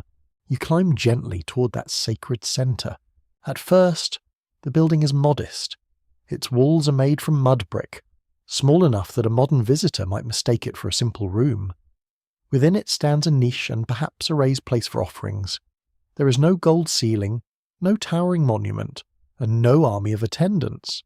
There is a chamber formed from river earth, entered by people whose sandals carry sand across the floor. Someone brings fish. That detail survives with unusual force. Excavators discovered quantities of fish bones upon the floors of early sacred buildings at Eridu. Some may be remains of offerings. Some may record ritual meals shared by people gathered within or beside the shrine. The distinction is difficult to recover. Either way, fish enter the sacred life of the settlement, carrying the waters of the surrounding landscape into a place of ceremony. You can imagine the movement quietly. A fisherman returns before the heat grows severe, his catch wrapped in reeds. A woman cleans part of it near a household hearth, setting aside a selected portion. A small group approaches the special building, carrying food whose value everyone understands. Fish are ordinary enough to feed a family, yet meaningful enough to place before powers believed to govern abundance, water, survival, and the uncertain generosity of the world. Sacred life often begins with ordinary need. The building does not remain unchanged. Walls fall into disrepair or are deliberately cleared. New mud brick rises upon the remains. Floors become higher. The sacred room grows in scale and form, gaining greater emphasis within the settlement. Archaeologists recovered a long succession of structures occupying this same location, each building linked to the memory of the place beneath it. A shrine becomes a landmark becomes an inheritance. Researchers from the Iraqi and Italian archaeological mission describe Eridu as a crucial setting for understanding the earlier southern urban traditions. The mound held a sequence of sacred architecture beneath the much younger remains of a monumental temple tower. Those buried foundations preserve a rare sight, not a sudden invention of holiness, but a patient accumulation of sacred attention. It is one thing to worship in a room. It is another to rebuild upon that room because its position matters more than convenience. The builders might have chosen fresh ground. They might have shifted their sacred gathering toward a newer neighborhood. Instead, they returned to one point, laying new bricks upon old meanings, binding the community to a location through repeated labor. Memory has weight here. You stand outside one of the rebuilt chambers while an evening gathering begins. People arrive carrying shallow bowls, baskets, fish, grain, and perhaps small objects offered in hope or gratitude. Children linger near adults, instructed to remain still with the optimism adults always bring to such instructions. Smoke curls through the doorway. Inside, a platform receives gifts beneath walls smoothed by hand. There may be prayers, but none survive as sound. There may be songs, but no melody remains. What endures is the arrangement of the room, the bones upon its floor, and the evidence that the place was considered worthy of renewal. The community does not need written theology to experience sacred obligation. Water can fail, fish can disappear, crops can wither, children can fall sick. A special room offers a way to address the uncertainty surrounding every household. Eridu gathers that uncertainty into one location. Many centuries into the life of Mesopotamia, scribes placed Eridu at the beginning of remembered kingship. In their account, rulership first descended upon this city, before passing elsewhere through a sequence of ancient places. The kings assigned to Eridu were granted reigns lasting tens of thousands of years, a numerical grandeur so magnificent that even the most enthusiastic administrator might hesitate before checking the totals. Those impossible rains are not a reliable calendar. They are something softer and stranger. They reveal how ancient people looked toward Eridu and saw an origin beyond ordinary reckoning. The city seemed older than practical memory, closer to the first arranging of the human world. It did not need to remain the greatest political power. Its authority came from being imagined as first. Archaeology does not prove those tales. It does reveal why Eridu could inspire them. Beneath the tales lies a settlement where sacred construction began very early, where one building site remained meaningful across generations, and where water-based food entered repeated ritual practice. The written memory enlarges the place into a beginning of kingship. The excavated soil shows something quieter, long persistence, communal attention, and a landscape in which water and sacred identity became deeply joined. Still, scholars speak cautiously about the earliest chambers. Were they temples in the full sense understood from much more recent Mesopotamian cities? Or were they communal buildings serving several purposes, including meals, storage, gatherings, and ritual acts not yet sharply separated? The later importance of the location encourages observers to see a temple from its earliest moment. The oldest bricks themselves remain less certain. Perhaps holiness develops gradually. Perhaps a room becomes sacred because people repeatedly treat it that way. A fish placed upon a platform becomes a custom becomes memory becomes obligation. When walls collapse, rebuilding seems natural. When grandchildren ask why this room stands here, the answer may be simple, because it has always stood here, and because the waters continue to provide. Around the mound, daily life moves without ceremony, nets dry upon reeds, mud is scraped from a boat hull, grain is poured from one vessel into another. A child chases a bird and is soundly defeated by its superior planning. Smoke rises above houses while evening settles over the nearby water. At the settlement's centre, the special building holds another kind of stillness. It has grown from modest beginnings, but its deepest power is not size. Its power is repetition. Generations have stood upon nearly the same ground, carrying portions of their livelihood into a room that helps them understand the fragile agreement between people, water, food, and unseen order. The sky darkens above Eridu. A final ember glows near the sacred chamber. Beneath its floor lie older floors, and beneath those older gestures of offering and trust. The first memory of the city is not a royal throne shining above obedient crowds.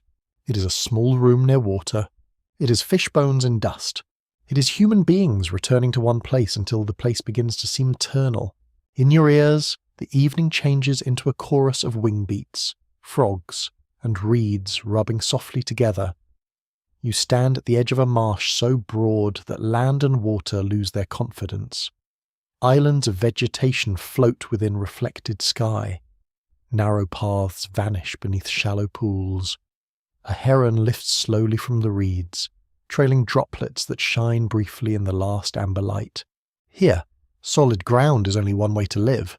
A family dwelling rises upon a slightly dry patch, shaped from bundles of reeds bent into arches and tied firmly together. Mats close its sides against wind and insects. The roof smells of sun-dried plants, smoke, and water carried inward on damp feet. Inside, a clay hearth gives off gentle warmth. Outside, a small child steps from a mat onto mud and immediately discovers why adults keep offering warnings. The marsh does not merely surround the household, it supplies nearly everything the household touches. Reeds become walls, roofing, mats, baskets, fish traps, cords, fuel, and platforms laid over softer ground. Mud becomes plaster, vessel, oven, and repair material. Water provides fish, shellfish, waterfowl, edible plants, and passage through a landscape where walking can be less efficient than gliding. Each morning begins with attention. You watch an older woman examine reed stems before cutting them. She selects those tall enough, straight enough, and dry enough for new roof matting nearby. Younger hands gather softer plant fibres for weaving. Two men wade cautiously through shallow water, setting a trap where fish pass between dense reed stands. Their movements are slow, because noise disturbs the catch, and because sinking unexpectedly into mud is rarely dignified. Beyond them, birds descend upon the water in shifting clouds. Their calls travel across the open wetland, layering the silence with living sound. Eggs can be collected during the right season. Feathers can be used. Meat can support a household when crops fail or herds provide less than hoped. No single resource guarantees comfort, but the marsh offers variety, and variety can protect people against hunger. Archaeological studies of southern Mesopotamian settlements, including research connected with the University of Pennsylvania Museum, have long emphasized the importance of fish, reeds, water birds, and wetland foods within lowland life. The people inhabiting this environment are not merely farmers standing beside troublesome water. They belong to a society skilled in drawing nourishment, building materials, transport, and meaning from the wetland itself. At dawn, you step into a narrow reed craft with a fisherman. He pushes a pole into the mud and guides the vessel along a channel scarcely visible from the bank. Reed walls rise beside you, whispering as the boat passes. In places, the water opens suddenly into bright pools where fish disturb the smooth surface. Elsewhere, it closes again, enclosing you within green stems and shadow. A marsh keeps secrets naturally. A stranger might lose direction within minutes. A resident reads every bend through small signs, the lean of reeds, the depth beneath the pole, the nesting place of birds, the scent of still water, the patch where fish gather when heat grows fierce. Such knowledge does not appear on a tablet. It lives inside bodies trained from childhood, passed through instruction, imitation, and the embarrassment of mistakes corrected in front of relatives. In a clearing among reeds, several households gather upon firm ground. The occasion may concern a successful catch, the return of a seasonal flock, a birth, a marriage, or an appeal for protection during dangerous waters. Baskets are opened, cooked fish is divided. A vessel of grain food passes between hands. Someone burns fragrant plants, and smoke lifts lightly into air already heavy with moisture. The water is nearby, always listening. For people dependent upon channels and marsh pools, water cannot be merely useful. It feeds, threatens, carries, conceals, and changes the boundaries of home. A child may learn to swim almost as soon as walking feels secure.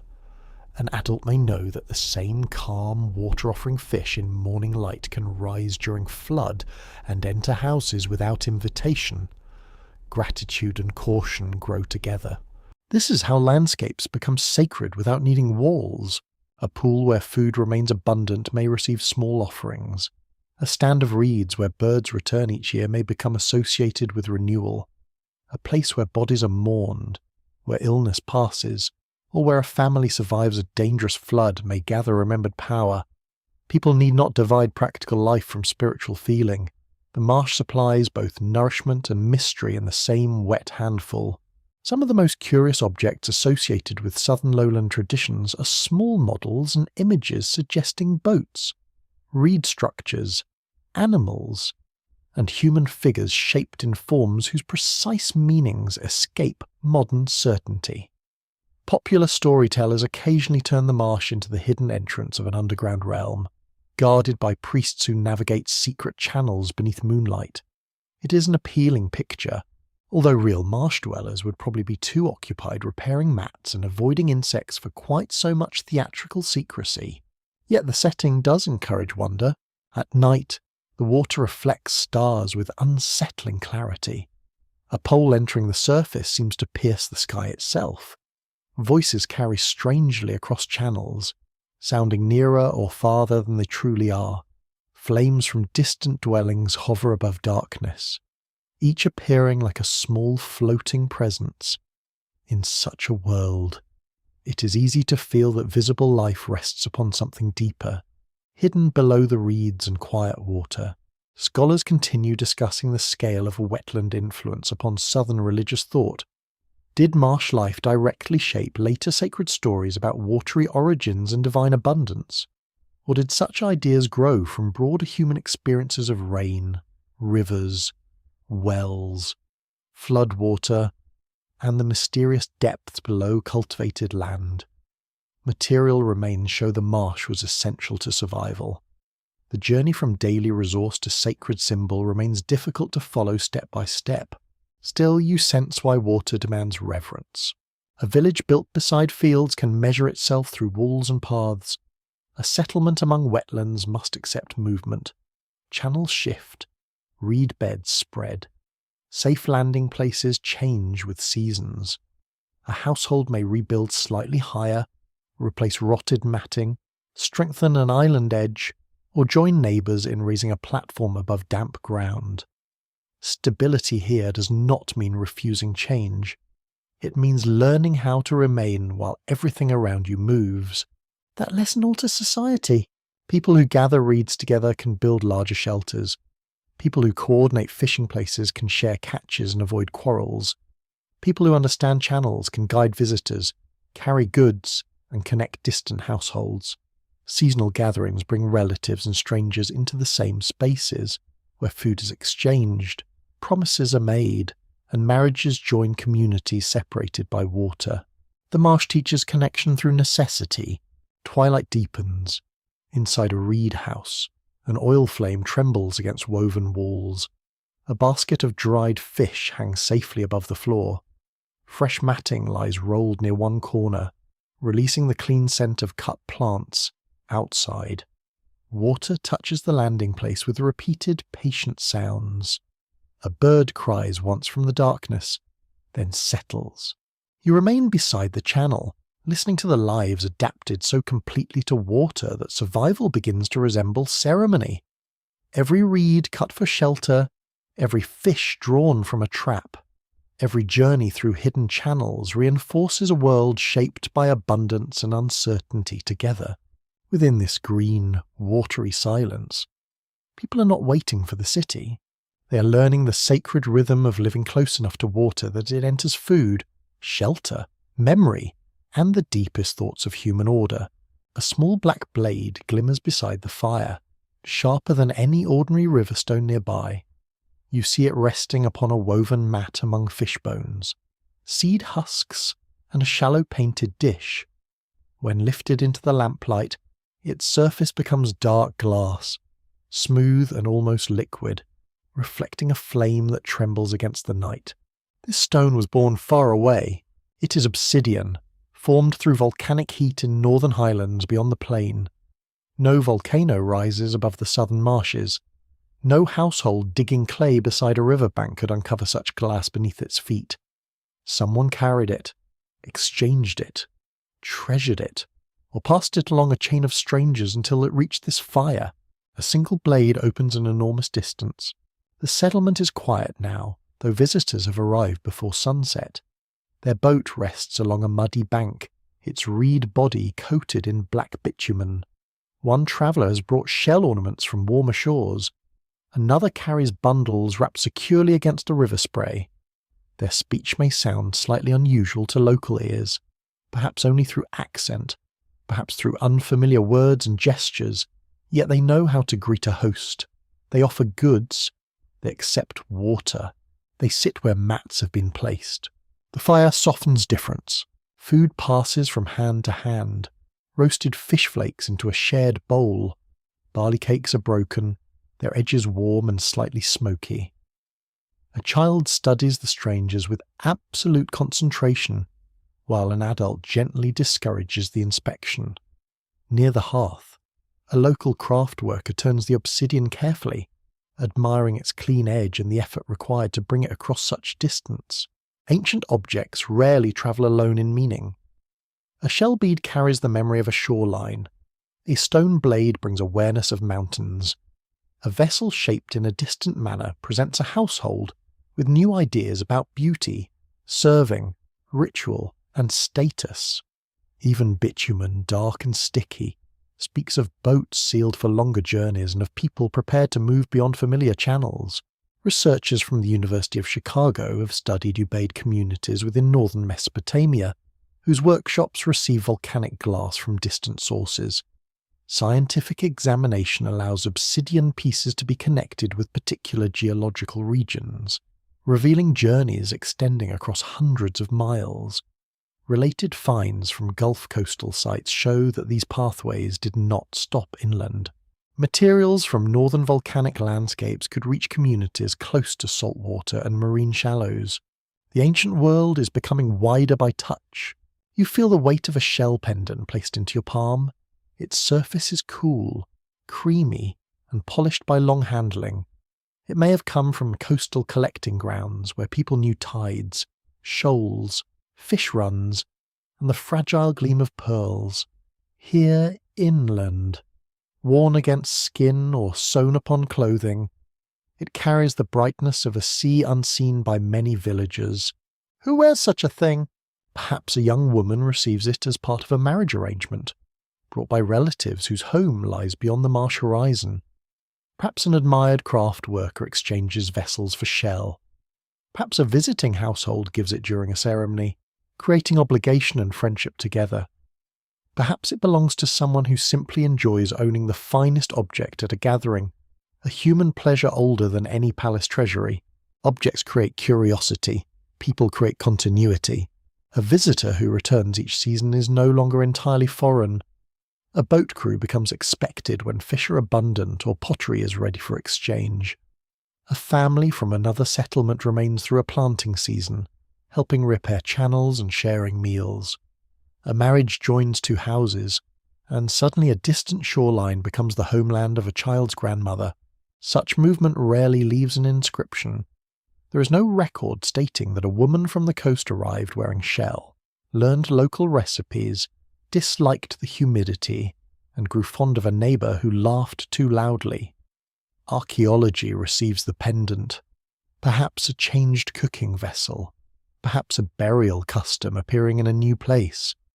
The warmth of the encounter survives only through inference, yet inference can be gentle and reasonable.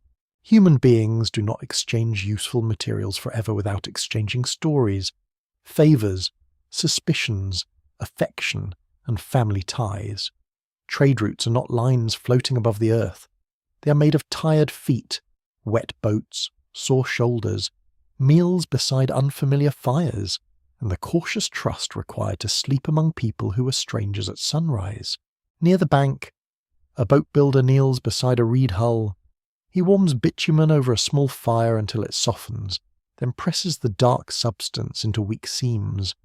The smell is heavy and mineral, clinging to hands and clothing. Archaeologists working along the Gulf recovered ancient bitumen fragments, bearing impressions of bound reeds, traces of vessels designed for actual travel over water. This evidence brings seafaring close enough to hear the slap of small waves against a patched hull. One rather delightful idea sometimes grows from these early boats.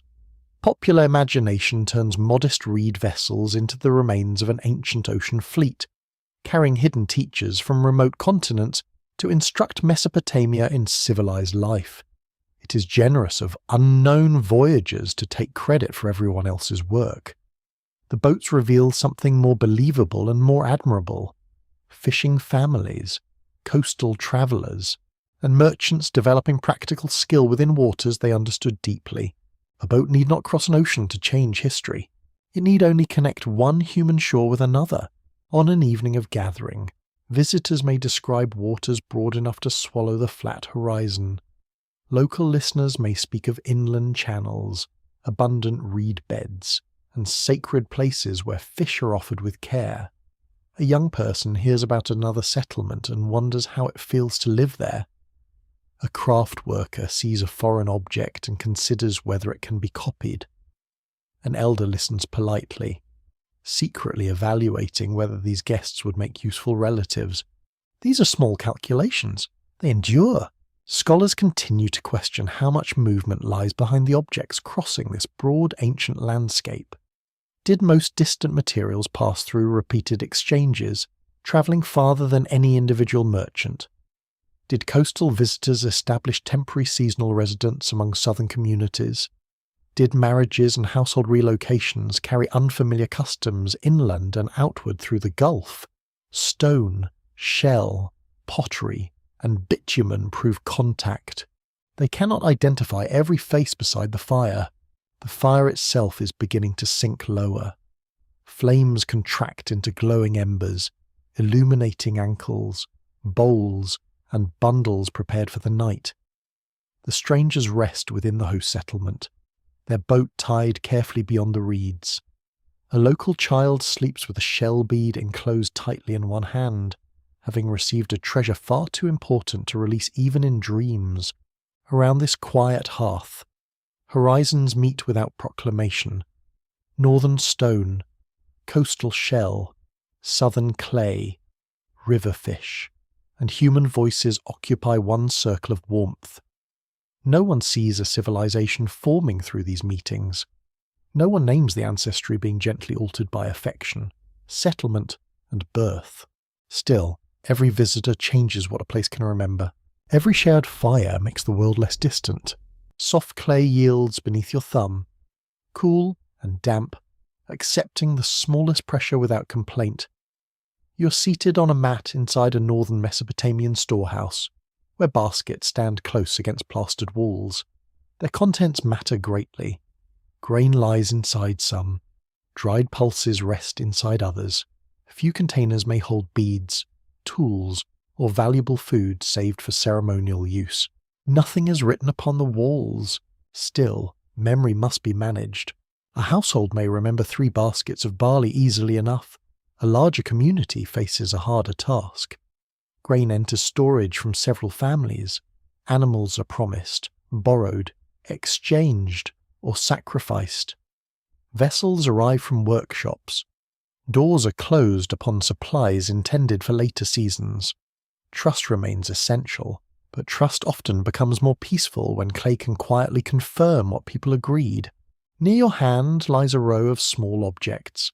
One is shaped like a cone, another resembles a disc, a third is rounded like a small ball.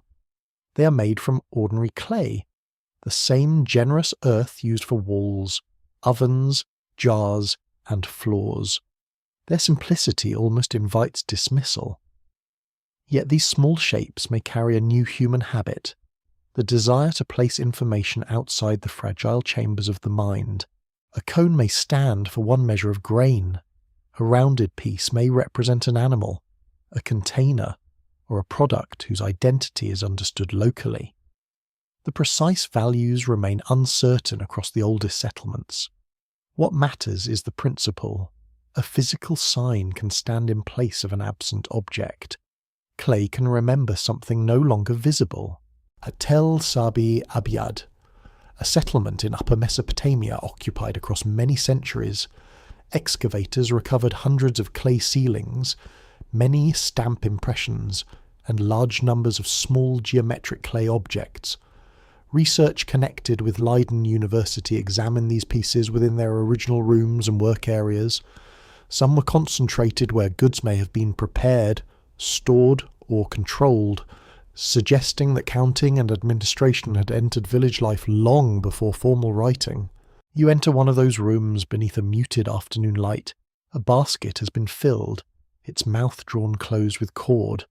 Over the knot, someone presses a lump of wet clay. A carved stamp is pushed into that clay, leaving a pattern visible to anyone who later approaches the container. The seal cannot stop a determined thief with unlimited enthusiasm. It can reveal that the basket has been opened. That is enough to change behaviour. A sealed container announces responsibility. Someone placed goods inside, someone marked the closure. Someone expects the basket to remain untouched until an agreed moment. The clay impression does not need to speak in words. It says, with remarkable firmness askind, that another person is watching through the object. In a nearby doorway, a clay lump covers a cord securing a room or cabinet. Its surface carries the imprint of a stamp and faint marks from the fibres beneath it. When the closure is broken, the small piece may fall into debris. where it remains unnoticed for thousands of years. To modern excavators, that discarded lump reveals not treasure, but procedure. People are controlling access, assigning identity, and protecting stored resources through visible marks. The village has acquired a quiet language of permission. Your fingertips follow the impressed design upon a ceiling. It may show lines, crosses, dots, or patterned forms recognized by others in the settlement. Perhaps each household maintains its own stamp. Perhaps a respected person oversees communal storage. Perhaps certain marks belong to offices or ritual duties rather than individual names. The clay cannot explain the complete arrangement. It preserves the gesture of authorization. Long before a written tablet lists barley, clay has begun holding social obligations. The material is wonderfully suitable. It is plentiful, cheap, easily shaped, and quickly hardened by drying or fire. A piece can be made within moments, yet it may survive longer than timber, basketry, cloth, or memory itself. A modern person may feel rather proud of storing knowledge inside a glowing device. Ancient households achieved an uncomfortable measure of immortality using mud and a thumb. In the courtyard, a woman kneels beside several children and gives each a pinch of clay. One child forms an uneven ball. Another presses the clay flat against a reed mat, lifting it to admire the woven pattern left behind. Nearby, an adult watches with a different purpose, forming small, regular pieces whose shapes carry understood meaning. The same substance allows play, ritual, repair, counting, and control. Clay belongs everywhere. This is why interpreting small clay pieces is difficult. A miniature shape may be an accounting token. It may be a gaming piece, a teaching object, an offering, an ornament in preparation, or a ritual symbol handled during ceremonies. Scholars examining Tel Sabi-Abyad have cautioned against assuming that every geometric object served one universal administrative purpose. Context matters. A piece found among stored goods speaks differently from one placed in a burial or sacred deposit. The uncertainty is important. The rise of organized memory may not begin only with counting sacks and animals. Ritual also needs repetition. Offerings may be represented, promised, or symbolically replaced. A small object might stand for food given to an unseen power, for an animal not physically present, or for an obligation carried between households and sacred places. Practical control and spiritual meaning can occupy the same room, just as hunger and hope share the same human body. Among the more peculiar clay finds across ancient Near Eastern settlements are tiny model animals and objects shaped with affectionate precision. Some look almost like toys abandoned beside a wall. Others may represent livestock, tools, or valued things in systems of counting and ceremony. It is tempting to imagine an ancient child losing a favourite clay sheep, followed by the first exhausted parent in history stepping upon it in darkness. Archaeology cannot confirm that moment, regrettably. Yet these miniature forms reveal an expanding imagination. People are making small clay versions of larger realities. A goat, a basket, a loaf, a vessel, or a measure of grain can be reduced into something portable and arranged. A thing can become a sign. A sign can be compared with other signs. When communities begin thinking in this manner, the world becomes countable in a new way. The effect is subtle, almost invisible. A storeroom once depended upon recognition and memory. Now it may depend upon tokens placed in groups, marks pressed into wet clay, and closures carrying an owner's pattern. A delivery can be represented without leaving the grain exposed. A sealed room can show whether anyone entered. An obligation can remain present even when the participants have gone home. The settlement begins trusting marks. Much later, in the southern cities, clay surfaces will carry signs recording grain, labour, animals, offerings, and names. Yet the earliest movement toward that achievement is not a poet holding a stylus beneath inspiration. It is more modest, more domestic, and perhaps more believable. Someone needs to know how much barley was delivered. Someone needs to prove a container remained closed. Someone needs a method for remembering goods beyond the reach of spoken agreement. A storage problem becomes a mental revolution. Outside, evening wind passes through dry grass around the settlement. Within the workroom, baskets rest in ordered stillness. A sealed cord hangs from one container, its clay impression holding firm. Several tiny shapes lie gathered in a shallow dish, awaiting hands that understand their purpose. No sentence has been written. No voice has been captured. Yet clay is already carrying memory from one person to another, protecting trust, representing absence, and teaching the human mind to see objects as signs. The first written world is not yet visible. Its pressure can already be felt beneath your thumb. A reed stylus rests between your fingers, light as a dry stem, sharpened into a point. Before you lies a tablet of wet clay, smooth enough to receive a mark, heavy enough to preserve one. Around you, a storehouse breathes with the smell of grain, dust, and damp earth. Someone has brought jars. Someone has counted portions. Someone expects the clay to remember. You press the stylus downward. A small sign appears. In the southern cities, signs begin as practical servants of administration. They record commodities, labour, livestock, containers, and offerings. The oldest tablets from Uruk, dating close to the end of the 4th millennium before the Common Era, remain difficult to read as continuous speech. They belong to an emerging system, still more comfortable with quantities and objects than with conversation. Yet through those marks, a voice eventually becomes audible. That voice is Sumerian. Linguists describe Sumerian as a language isolate, meaning no secure family relationship connects it with any other known language. It does not fit neatly beside the Semitic languages spoken within much of the surrounding region. It does not unfold into a clear ancestral chain reaching northward, eastward, or westward. When its grammar becomes recognizable upon clay, it seems to stand alone. That solitude has created centuries of fascination. You imagine a scribe seated in a warm administrative room, his knees drawn up, his tablet balanced carefully before him. Outside, animals complain in a pen.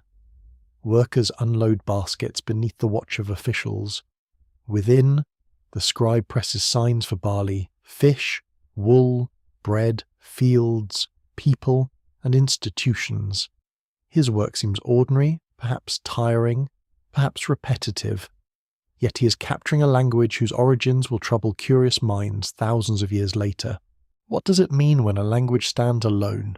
It does not mean its speakers arrive suddenly from nowhere. Languages vanish constantly without leaving written descendants. Neighbouring tongues may disappear before anyone develops the habit of recording them. A language can also spread through prestige, ritual authority, trade, marriage, or administrative usefulness, passing into households whose ancestry is more varied than their speech. Blood and language do not march together obediently. A person may speak the language of a mother, a spouse, a temple employer, a trading partner, or a powerful town. Children can inherit ancestry from several regions while learning one language beside the household fire. Generations later, that language may appear ancient and distinctive, although the people speaking it carry many family histories within their bodies. This is where the question grows delicate. The surviving tablets preserve the Sumerian tongue in increasing clarity, but the southern ground has yielded little preserved inherited evidence from the prehistoric people nearest the formation of those cities. Writing provides language, pottery provides connection, architecture provides social development. Human ancestry, in the central lowland heartland, remains frustratingly faint, so the mystery cannot be solved by choosing one artifact and asking it to carry every answer. A tablet does not contain a skeleton. A skeleton does not preserve a sentence.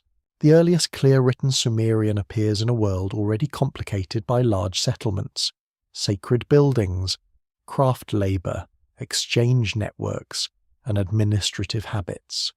When readable phrases begin emerging, society has already travelled far from the earliest homes upon the plain.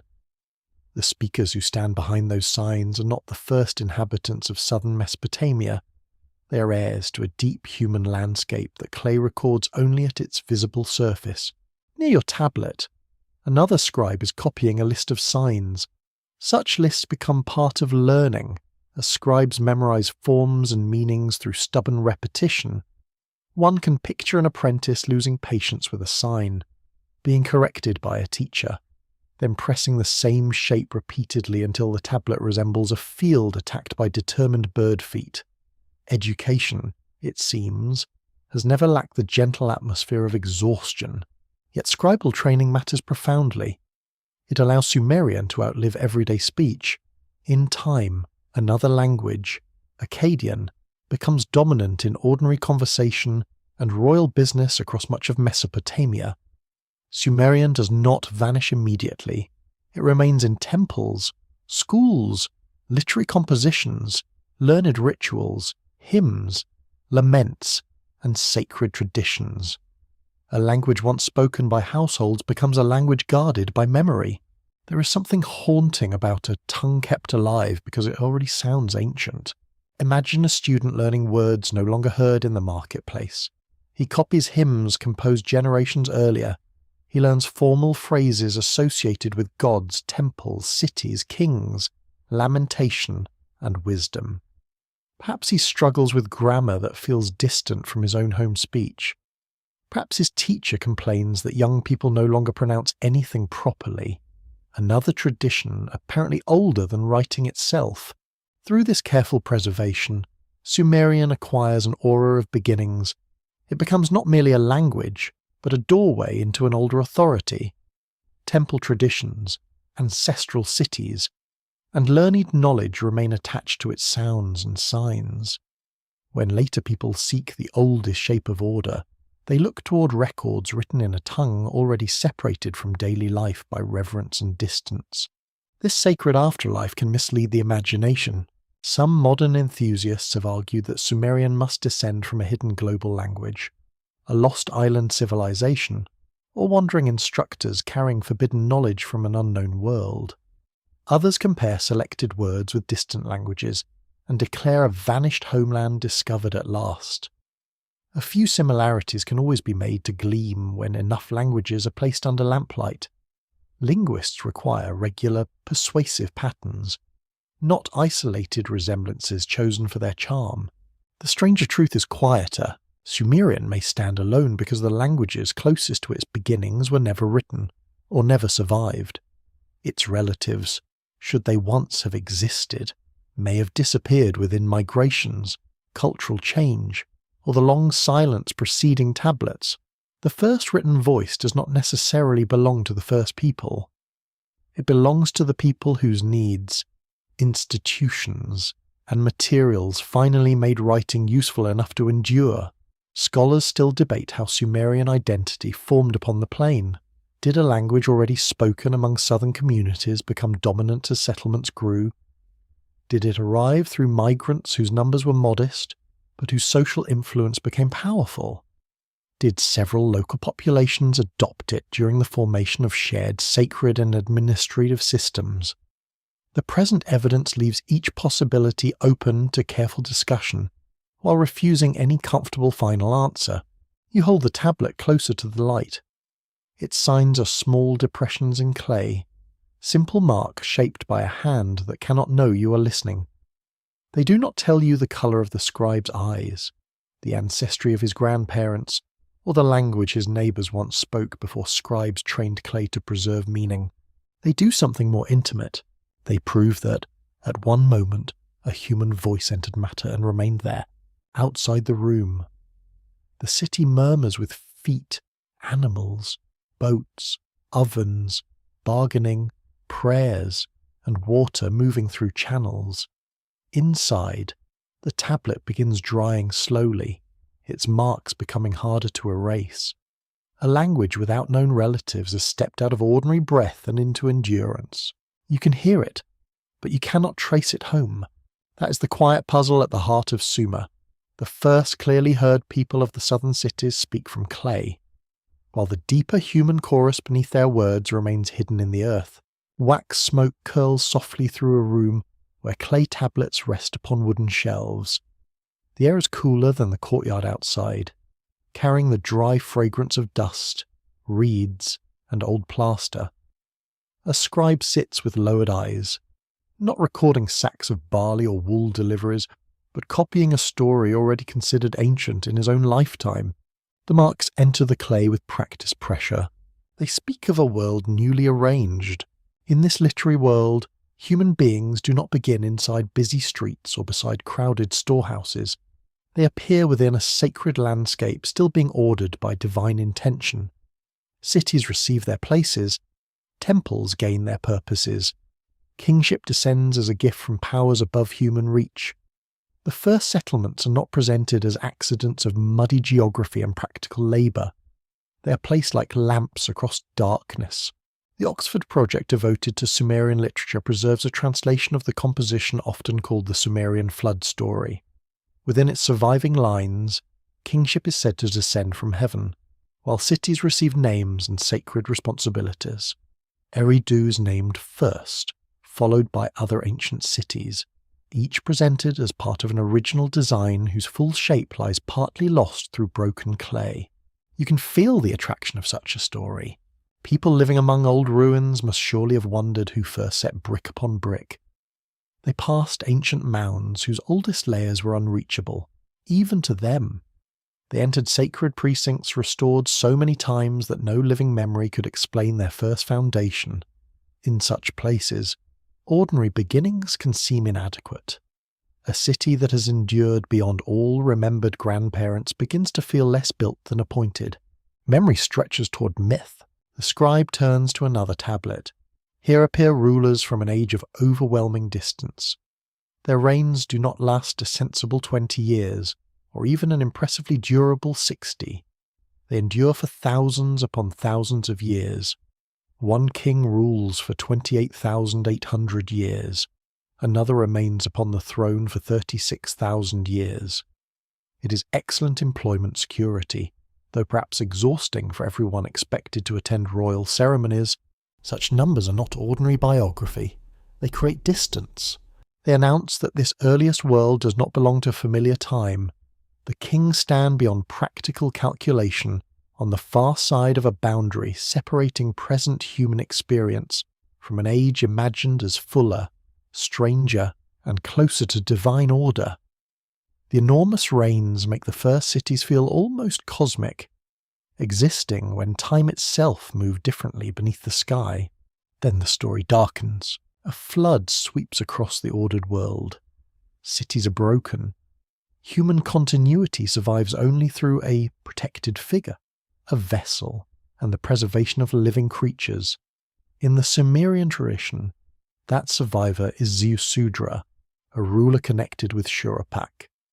The surviving tablet is incomplete, its damaged lines leaving much unseen, yet its shape is clear enough to carry an unsettling rhythm: creation, city, kingship, catastrophe, survival. You hear water rising in the imagined night. Wind presses against reed wall. Livestock cry from enclosures. Families look toward channels that no longer remain within their boundaries. A storm transforms familiar water into a force without paths or kindness. Even when told as sacred literature, the fear inside the flood is recognizably human. People who live close to rivers understand that nourishment and destruction can wear the same shining face. Archaeology has uncovered flood deposits at several Mesopotamian sites, including a substantial water-laid layer at Shuruppak dating to the early 3rd millennium before the Common Era. No single deposit proves a universal deluge, and different settlements preserve different flooding events.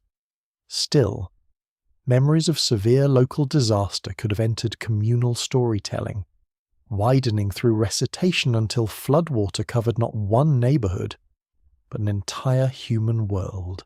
Perhaps a ruined town becomes a ruined age. That is how cultural memory may work. It does not preserve an event like a sealed jar holding perfect grain. It selects, enlarges, joins, and reshapes. A real flood can become a judgment, An old sacred centre can become the first city. Forgotten rulers can become figures of impossible duration. The past is not merely remembered, it is arranged until it explains why present life feels fragile, ordered, and always threatened by loss. In another composition, the gods complain beneath the burden of labour. Human beings are fashioned so work can be carried upon human shoulders. In the tale of Enki and Ninmah, preserved through Sumerian school tradition, creation is not a simple triumphant gesture. It unfolds through divine conversation, bodies shaped from clay, imperfect forms, assigned places, and questions about what kind of life can still hold dignity. That thought is quietly disturbing. The human role in these stories is not to arrive as master of the earth. People dig, carry, build, serve temples, tend fields, produce offerings, and maintain the world of divine and civic order. Their lives possess value, yet that value is tied to labour. The stories place human beings between clay and duty, animated enough to dream, yet expected to keep channels clear and storerooms full. It sounds uncomfortably familiar. Some modern readers turn these accounts into claims of literal manufacture by superior beings, imagining laboratories hidden within temples or visitors designing humanity for mines and fields. Such readings can feel thrilling beside dim light and suitably mysterious music. Yet the tablets belong to religious literature, shaped by communities reflecting upon work, suffering, hierarchy, disability, flood, and the uncertain favour of the gods. Their power is not diminished by metaphor. A story may reveal how people understood their condition without preserving a scientific account of their ancestry. The gods of the tablets do not function like a population study.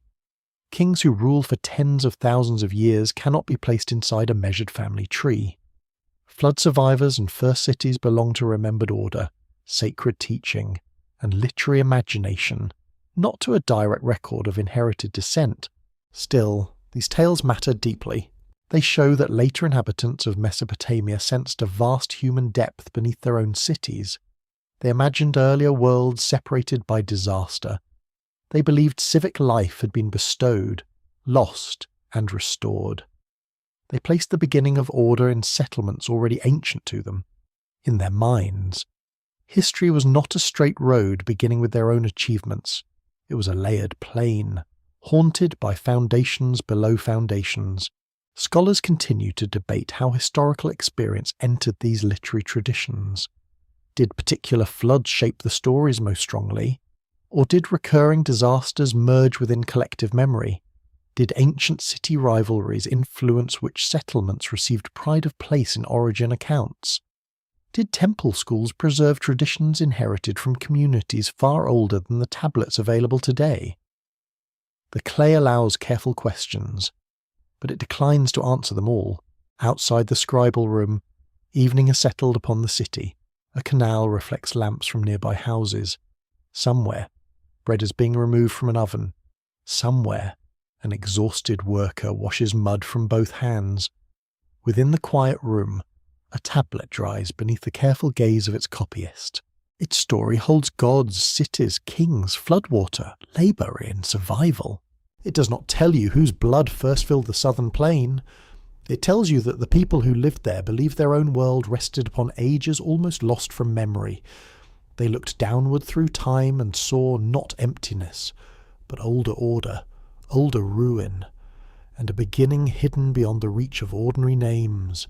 The lamp flickers beside the tablet. The first world remains half visible, shaped in clay, softened by mystery, and still quietly waiting beneath the city. Cool linen rests against your wrist as you stand within a courtyard shaded by reed screens. Near one wall, a woman turns bread upon a heated surface. A man repairs a fishing net with patient fingers. Two children sort shells into neat little rows, then ruin their own arrangement with greater enthusiasm. There is no throne in this courtyard, no ceremonial crown, no family tree painted proudly across the plaster. Yet history is living here. When people speak of ancient bloodlines, the phrase can carry a certain glittering expectation. It suggests hidden heirs, sacred descent, rulers whose families preserve some special essence across the centuries. Kings certainly cared about descent. Temples remembered elite ancestors. Later inscriptions celebrated dynasties with all the confidence of people whose servants were unlikely to correct them. Inherited evidence tells a quieter story. The ancestry associated with early communities across the Fertile Crescent does not gather itself into one untouched stream. It shows repeated meeting. People connected with eastern mountain valleys encountered people whose deeper roots lay toward Anatolia and the Levant. Communities living near rivers received newcomers, formed households, raised children, and carried blended inheritances onward through generations. No crown is required for ancestry to matter. A child sleeping beside a hearth carries as much inherited history as a ruler reclining beneath a canopy. A woman grinding grain may preserve lines of descent reaching through mountain villages and riverside settlements. A boat worker patching bitumen across a reed hull may carry family connections shaped by travellers, coastal marriages, or grandparents who arrived from distant channels. The ordinary body is an archive. Research led by scholars at Harvard Medical School and collaborating laboratories has shown that ancient populations of Western Asia were neither motionless nor neatly separated. Communities associated with early cultivation, herding, and settlement possessed distinguishable ancestral histories, yet they also mixed across time. Those findings do not produce a single founder population for civilization. They reveal a human mosaic gradually becoming more intricate. You walk through the settlement slowly, listening to its modest sounds. Stone scrapes grain. A jar lid settles into place. A goat complains somewhere beyond the wall, possibly from principle rather than discomfort. Near a doorway, an elderly man watches younger relatives prepare a meal. Perhaps he remembers who married whom, which child resembles an aunt, which household came from another village, and which newcomer eventually became impossible to imagine as foreign. Such memory rarely reaches clay. The people most responsible for maintaining a settlement are often those least likely to appear individually in later records. Someone clears a water channel at first light. Someone tends a sick infant through the warm darkness. Someone remembers seeds suitable for salty soil. Someone repairs roofs, divides cooked fish, teaches basket weaving, eases a quarrel, prepares a burial, or welcomes a marriage partner into an unfamiliar home. Civilization rests upon these acts. A temple may rise visibly above the plain, but its walls require bricks. Bricks require mud, straw, water, shaping, drying, lifting, carrying, and food for those working through the heat. A granary appears impressive when excavated, yet it once depended upon hands sowing, harvesting, winnowing, measuring, and guarding food against dampness. A tablet survives beautifully, though it begins with people producing something worth counting. The recorded world stands upon the unrecorded. This is why ancestry resists being turned into a royal possession. Blood does not belong naturally to palaces. It moves through kitchens, sleeping rooms, boat landings, grazing paths, workshops, and graves beneath household floors. It crosses boundaries not only through conquest or migration, but through affection, need, obligation, rescue, adoption, companionship, and the ordinary attraction that has complicated human arrangement since the beginning. Imagine a young woman arriving from a hill country settlement.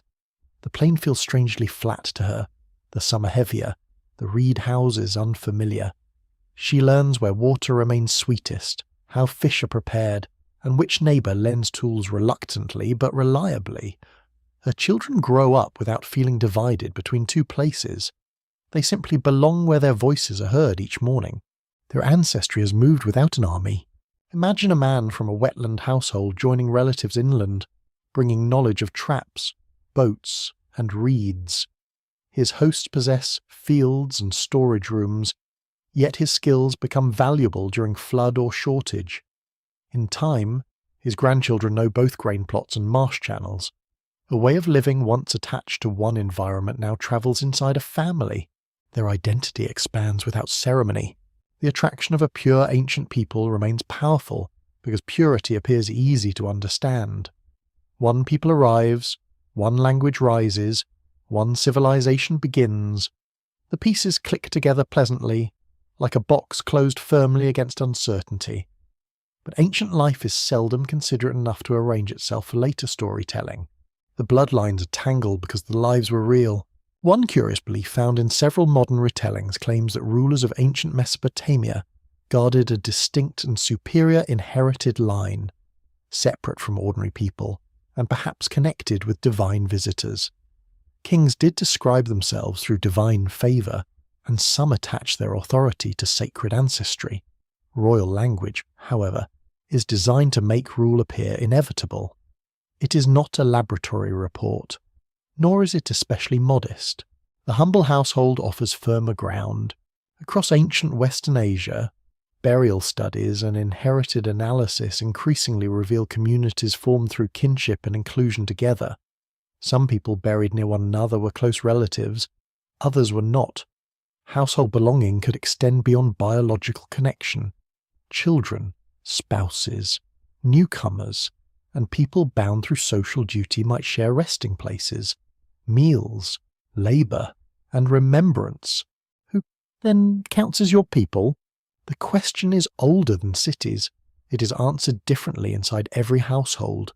Birth matters, marriage matters, shared work matters, care matters, ritual matters. A child accepted into a home may become more central to its memory than a distant relative known only by name. A stranger who remains through hardship may be folded into belonging until even the distinction loses usefulness. Scholars continue to discuss how much early social identity depended upon inherited descent, and how much rested upon household membership, shared ritual, occupation, language, or place. Ancient genetic evidence can identify biological relationships and population mixture. It cannot measure loyalty, tenderness, resentment, obligation, or the moment when someone newly arrived ceases to feel like an outsider. Those truths remain in the human shadows. Late sunlight enters the courtyard and warms the wall beside the hearth. The bread is finished now, stacked beneath cloth. The children have abandoned their shells for a game involving dust and unnecessary shouting. An older woman pours water into small cups, distributing them according to some order understood perfectly within the household. Nothing here appears monumental, yet this is where a people is formed, not through a single untouched line, but through repeated acts of joining, not through purity, but through continuity made flexible enough to survive, not through royal claims, but through the patient daily acceptance of many origins inside one living community. Beyond the courtyard, sacred buildings may rise and officials may press signs into clay. Eventually, rulers will present themselves as the guardians of order. But beneath every public claim stand countless households whose inherited lines have already crossed, blended, and endured. The true ancestry of civilization does not sit alone upon a throne. It gathers quietly around the fire. A cool clay bowl rests in your hands, plain, thick-walled, and shaped with a speed that gives it little beauty. It is not painted for display. It is not polished for a sacred chamber. Its rim has been cut at an angle, leaving the vessel practical, hurried, and strangely familiar among the debris of a settlement swelling far beyond the size of an ordinary village. Around you rises Uruk. Its name will become attached to walls, rulers, temples, stories, and the earliest great expansion of urban life upon the southern plain. Yet tonight, the city does not appear as a glorious silhouette against sunrise. It appears from ground level through dust, sweat, kiln smoke, crushed reeds, and the endless movement of ordinary people carrying loads beneath an unforgiving sky. The plain has changed its rhythm. Boats arrive with bundles of reeds, jars of fish, clay, timber, stone, and grain. Herds gather beyond inhabited areas, their noise mixing with the voices of workers. Kilns release smoke above craft quarters. Courtyards fill with wool, baskets, tools, and the remains of meals eaten quickly between obligations. Sacred precincts grow larger, their platforms commanding labour that reaches across neighbourhoods and surrounding fields. A city is not only buildings, it is concentration. People who once lived among smaller settlements now occupy a landscape drawing resources inward. Some arrive from nearby villages, seeking security, food, work, ritual connection, or advantage. Some come seasonally, bringing harvest or animals toward institutions able to gather them. Some remain permanently, attaching their households to a place where labour, worship, exchange, and authority have begun tightening into one demanding system. You set the clay bowl upon a low wall, hundreds like it lie broken nearby. Archaeologists call these vessels bevel rim bowls. They appear in extraordinary numbers within Uruk period sites during the 4th millennium before the Common Era. Their rapid manufacture suggests they were made for repeated practical use rather than household pride. Many scholars have proposed that they held measured portions of grain or bread distributed to workers serving large institutions. It is a modest object with an immense implication. Someone provides food in standard amounts. Someone receives it. Someone counts labour through portions. Someone has gathered enough grain to support workers whose time is directed toward tasks beyond their own household plots. A crude bowl, cracked and discarded, reveals an economy beginning to command human effort at a scale no single family could manage. You walk past men forming mud bricks beside a shallow pit. Their legs are streaked with wet clay. Straw clings to their arms. Others carry hardened bricks toward a rising wall, shoulders bent beneath weight and heat. A supervisor may stand nearby, watching quantities and pace, though his authority perhaps depends upon temple service rather than royal office. The work has order. The order has appetite. Large structures require more than devotion. They require meals, schedules, tools, transport, repair, and people willing, obliged, persuaded, or compelled to provide labour. A sanctuary enlarged over generations is also a machine for gathering materials. A storeroom holding grain becomes part of a network joining fields, canals, boats, administrators, bakers, potters, herders, and workers seeking their portion at day's end. Researchers from the German Archaeological Institute have documented monumental buildings and early administrative remains within Uruk's sacred precincts. These findings show that public institutions had reached remarkable complexity, while writing was still taking its earlier stable forms. Clay tablets, seal impressions, measured vessels, and vast architecture appear together within a world learning to organize people through material systems. Yet the city does not invent its workers, it gathers them. Beyond the sacred precinct, houses continue sheltering meals, births, quarrels, weaving, repairs, and quiet fatigue. A woman prepares grain food inside a courtyard while dust rises from construction nearby. An elderly relative sorts wool beside a sleeping infant. A boatman returns from the canal with wet rope coiled against his shoulder. His work supports a city whose splendour may never preserve his name. Thousands live within the achievement. Very few receive voices. This is the hidden truth growing clearer beneath the urban surface. The people beneath Sumer are not a mysterious vanished nation replaced by city dwellers. They are the deep accumulation of households whose lives become reorganized into the city itself. Marsh fishers, field cultivators, reed workers, potters, herders, sailors, builders, ritual attendants, visiting traders, and families joined through movement all enter the urban body. Their older skills do not disappear. They become indispensable. Without wetland knowledge, boats and reed materials fail. Without farmers, storehouses remain empty. Without herders, wool production collapses. Without craft workers, vessels, tools, seals, and textiles cannot support exchange. Without labourers carrying brick under the sun, sacred buildings remain imagined lines scratched into earth. The city does not float above village life like a divine gift. It rises by drawing village knowledge into a denser, more powerful arrangement. Near a workshop, a cylinder seal rolls across wet clay. Its carved surface leaves a repeated image: animals, offerings, vessels, human figures, perhaps a procession entering sacred space. The impression is orderly, almost serene. The person pressing it may work within a system far less serene, responsible for stores, deliveries, workers, and expectations from people whose displeasure carries consequences. Administration has learned to look elegant. Popular imagination occasionally turns Uruk into the sudden creation of secret architects, strange visitors, or an elite caste possessing knowledge unavailable to ordinary people.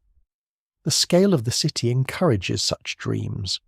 Monumental walls seem too ambitious, record-keeping too clever, organised labour too disciplined for families once living beside channels and reed beds. Yet this suspicion quietly underestimates human patience. People become astonishing when generations cooperate, compete, adapt, and endure. A wall is raised one basket at a time. A writing system develops one practical mark at a time. A sacred precinct gains authority through repeated offerings, repeated rebuilding, repeated belief, and repeated control of resources. No hidden master must descend into the dust. The true marvel is that ordinary lives, gathered in great numbers, can produce an order larger than any one person understands. There is discomfort inside that marvel. A city can provide protection, ritual belonging, steady distribution, skilled craft, and opportunities unavailable within a smaller community. It can also demand labour, measure portions, distinguish rank, and turn human effort into entries upon clay. A worker receiving grain in a plain bowl may be fed through a powerful system. He may also feel the weight of that system each morning when duties begin. Scholars continue discussing the balance between attraction and pressure during early urban growth.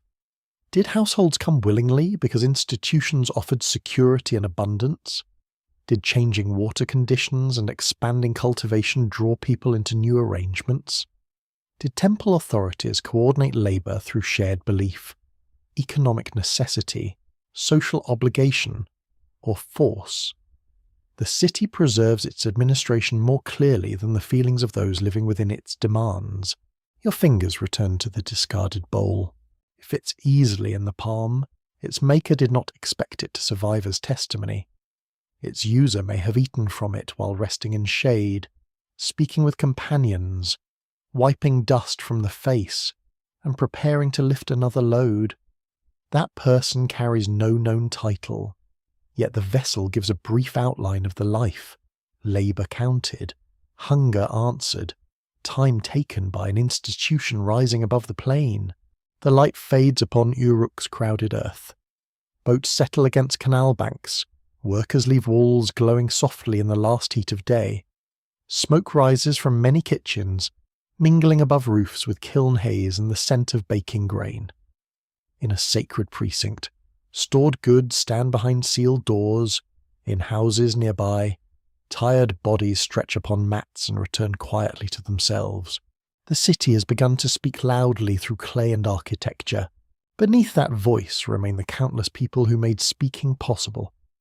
Their ancestry is not a secret royal line.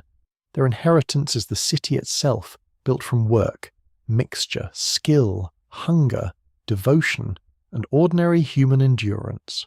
Sumer rises because they're already there. A soft scrape of brush against earth becomes the only sound in the trench.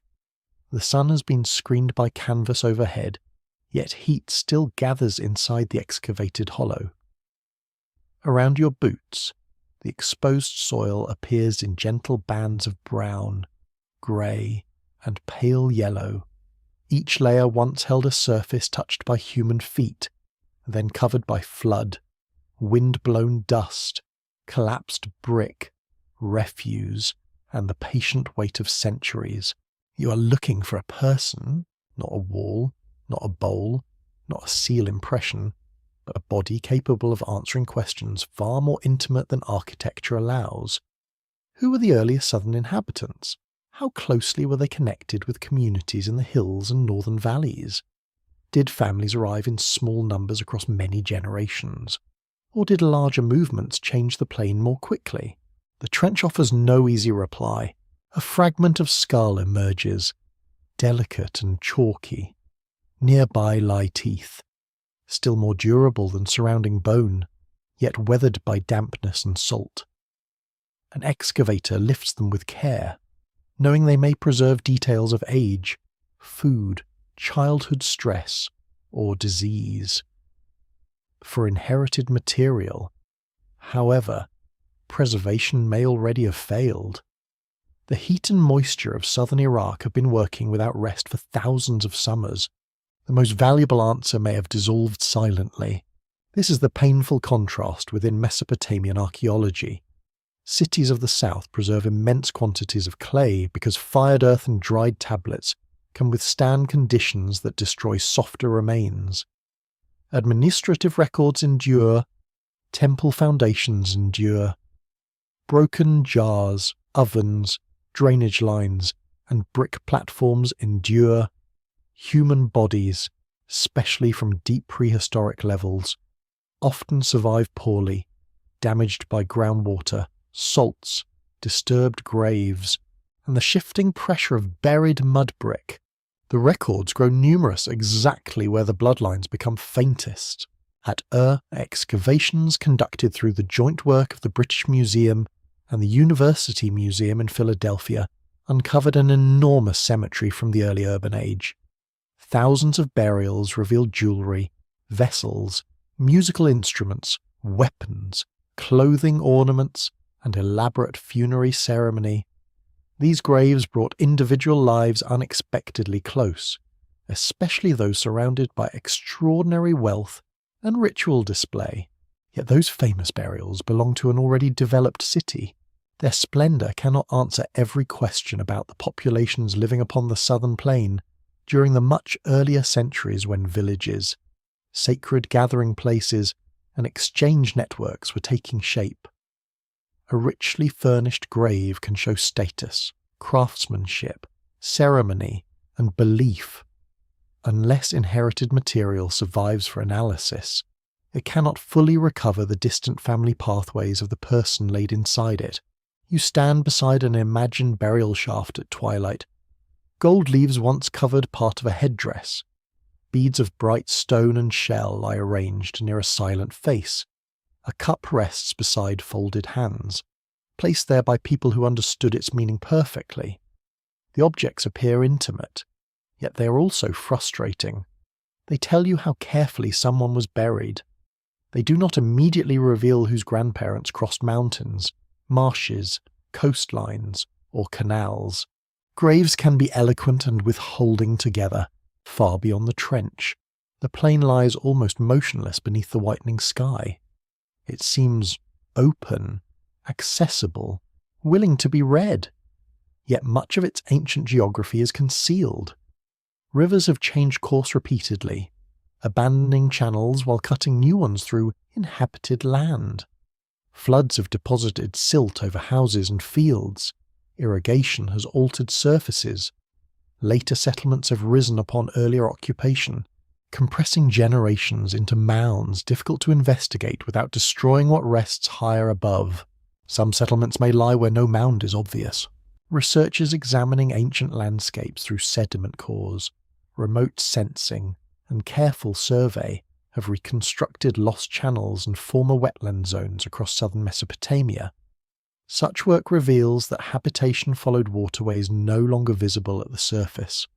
A village once standing beside a lively branch of river may now rest beneath dry ground, hidden outside the places excavators first expected to search.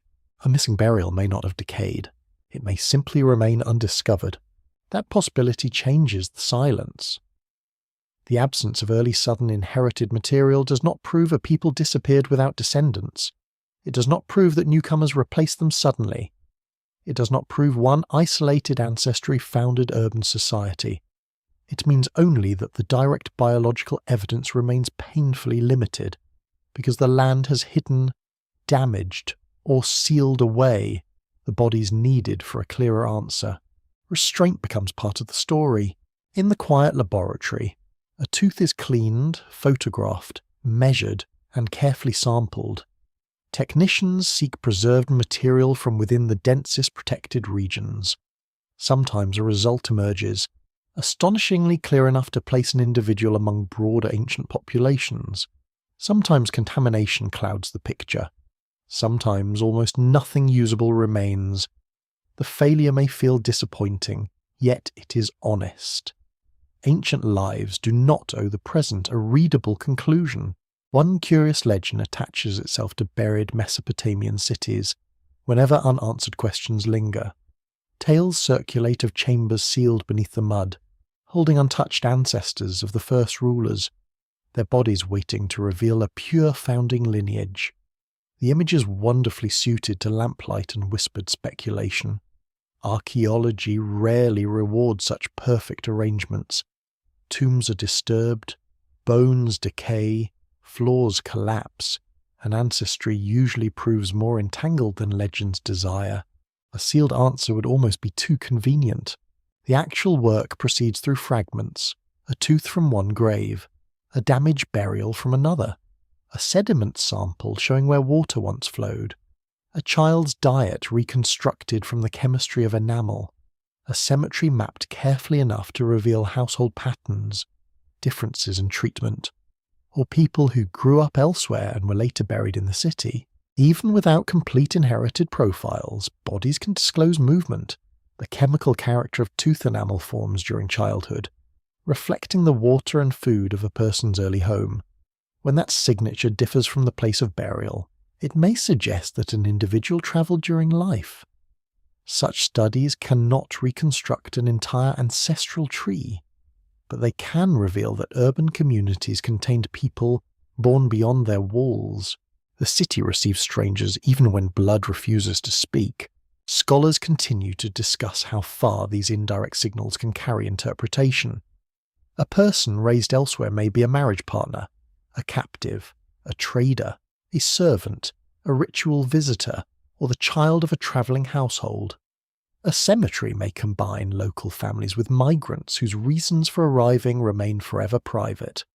Scientific measurement can establish difference of origin more confidently than it can restore motive, welcome, sorrow, or choice. You look down at the grave once more. The individual resting there possessed an entire inner world. There were voices recognized instantly, foods associated with home, fears carried quietly, hands trusted in illness, paths walked without needing thought.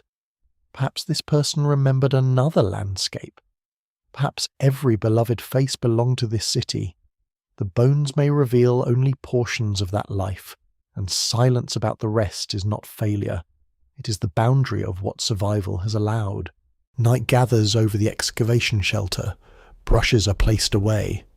Notes are completed under a small lamp. The uncovered remains are protected carefully, not because they promise a dramatic secret, but because they belong to a human being whose smallest surviving traces deserve patience. Across the southern plain, countless others remain under silt, ruined brick, salt, modern fields, and vanished waterways. Their ancestry may one day become clearer through more delicate methods and fortunate discoveries. It may remain partly unreadable, held inside a land that preserves cities more readily than people. The question stays open, breathing softly beneath the dust. Some truths are not hidden by design. They are hidden because Earth is imperfect, water is restless, and time does not preserve every name it carries. Night settles upon the southern plain with almost no edge between water and sky. You stand beside a quiet channel, its surface darkened into polished stone, disturbed only when a fish rises beneath the stars. Reeds lean together in the faint breeze.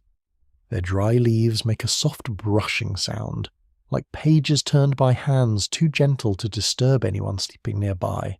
Somewhere beneath this wide stillness lie the remains of households without surviving names. Their walls have folded back into mud. Their ovens have cooled into patches of hardened clay. Their baskets have vanished.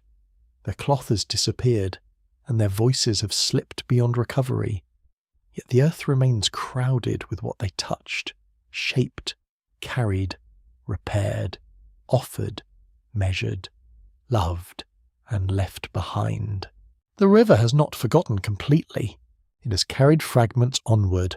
For the people later known through Sumerian writing, identity emerges within a land already marked by settlement, gathering, exchange, craft, devotion, and movement. The bloodlines visible in surrounding regions suggest no lonely ancestral branch standing apart from humanity. They suggest lives meeting across highlands, valleys, riverbanks, wetlands, and coastal routes, creating communities more blended than any tidy legend prefers. Perhaps that is why the question feels so powerful. You began with a name, Sumer, a word brightened by temples, tablets, kings, and stories. Yet the longer you remain upon the plain, the more that word opens downward into lives no written label can fully contain. The people beneath the cities were not waiting silently for history to begin. They were history, though their portion of it survives mostly through traces. A child carried a vessel between dwellings, a herder watched animals along dry margins, a boat worker guided cargo through channels reflecting afternoon glare. A woman chose seed, repaired matting, prepared food, and taught another pair of hands what survival required. A household welcomed someone born elsewhere. A grave received someone cherished. A channel remained clear because tired people returned to work upon it again. These acts leave no grand speech. They form the world upon which grand speeches stand. Modern research continues to draw extraordinary information from ancient human remains. Laboratories connected with the Max Planck Institute for Evolutionary Anthropology and other major research institutions have refined methods for recovering inherited material from especially protected parts of teeth and dense bone. A small surviving fragment can sometimes reveal relationships, movement, mixture, and ancestry hidden for many thousands of years. Yet science must receive what the soil permits. In southern Mesopotamia, the very landscape that nurtured dense human life often harms the bodily evidence modern study most desires. Water rises, salt enters, heat weakens. Rivers rearrange the resting places of the dead. Many lives remain present through architecture and objects, while the intimate inherited record fades into damaged silence. This is not a dramatic secret guarded by priests or hidden rulers. It is something more sober and perhaps more beautiful. History has limits. The past is not a locked chamber waiting for one clever key. It is a riverbank at night, preserving certain footprints while quietly washing others away. A rather persistent fringe tale imagines that the people associated with Sumer were survivors from a vanished civilization, carrying a protected lineage into the marshes and establishing cities through knowledge withheld from ordinary humanity. The idea offers a satisfying beginning, complete with secret inheritance and a suitably misty arrival. The evidence offers no need for such visitors. Human communities already possessed imagination, patience, technical skill, and the powerful habit of learning from one another. Ordinary ancestors are not a disappointing answer. They are the most astonishing one. Still, a serious question remains unresolved. Scholars cannot yet state precisely how the earlier southern populations related biologically to every neighbouring community, or how strongly migration shaped the emergence of Sumerian identity. New burials may be found. Improved techniques may recover inherited traces from material once considered silent. The next clear signal may deepen familiar patterns, or reveal a human strand not yet recognized. So the river remains unfinished in your mind. You walk slowly along its bank, where mud cools beneath the evening air. The lamps of imagined dwellings appear across the channel, small points of gold trembling in darkness. Within one house, someone turns bread from warm clay. Within another, a child has finally grown still beneath woven covers. Near a landing place, a boat rests among reeds, its rope secured for the night. These people do not know the questions that will gather around them. They do not wonder whether descendants will call them predecessors, settlers, migrants, founders, or missing ancestors. They know the immediate truths of hunger, affection, weather, work, birth, loss, and water moving past their homes. Their world is enough for them. It may need to be enough for you. The night grows softer now. The channel carries starlight without hurry, holding each small reflection for a moment, then releasing it into darkness. You no longer need to search every shadow for a hidden answer. You can let the ancient plain keep what it has not surrendered. Some stories become meaningful because a portion of them remains quiet. Perhaps ancestry is not a secret message pointing toward one forgotten people. Perhaps it is the gentle evidence that human beings have always met, mixed, wandered, stayed, welcomed, remembered, and continued. Perhaps the first cities rose because many lives, each small by itself, gathered patiently in one fertile place. Your breathing becomes slower, the reed beds whisper once, then settle. The houses across the water fade into night, their lamps dimming one by one. Far below the ground, broken vessels rest beside foundations, grains reduced to ash, bones softened by time, and channels sealed beneath newer earth. Nothing there needs to awaken tonight. Nothing needs to explain itself completely. You may leave the question beside the water. The people without names are not lost merely because their full story cannot be spoken. Their labour remains in the shape of the land. Their choices remain within the cities that eventually rose. Their journeys remain as a possibility carried through every fragment of inherited evidence drawn gently from ancient earth. The river moves quietly through darkness, as it has through generations beyond counting. It carries no final verdict, no single origin, no perfectly preserved beginning. It carries silt, moonlight, reeds, reflected stars, and the faint suggestion of human footsteps near its shore. Rest now beside that ancient water. Let the heat of the plain fade into cool night air. Let the distant houses grow quiet. Let the soft movement of the river loosen every question still held tightly in your thoughts. Names may vanish, walls may crumble, languages may fall silent, yet something human remains, not as certainty, but as presence. And perhaps, beneath the sleeping earth, the story is not yet complete. End of script. Good night.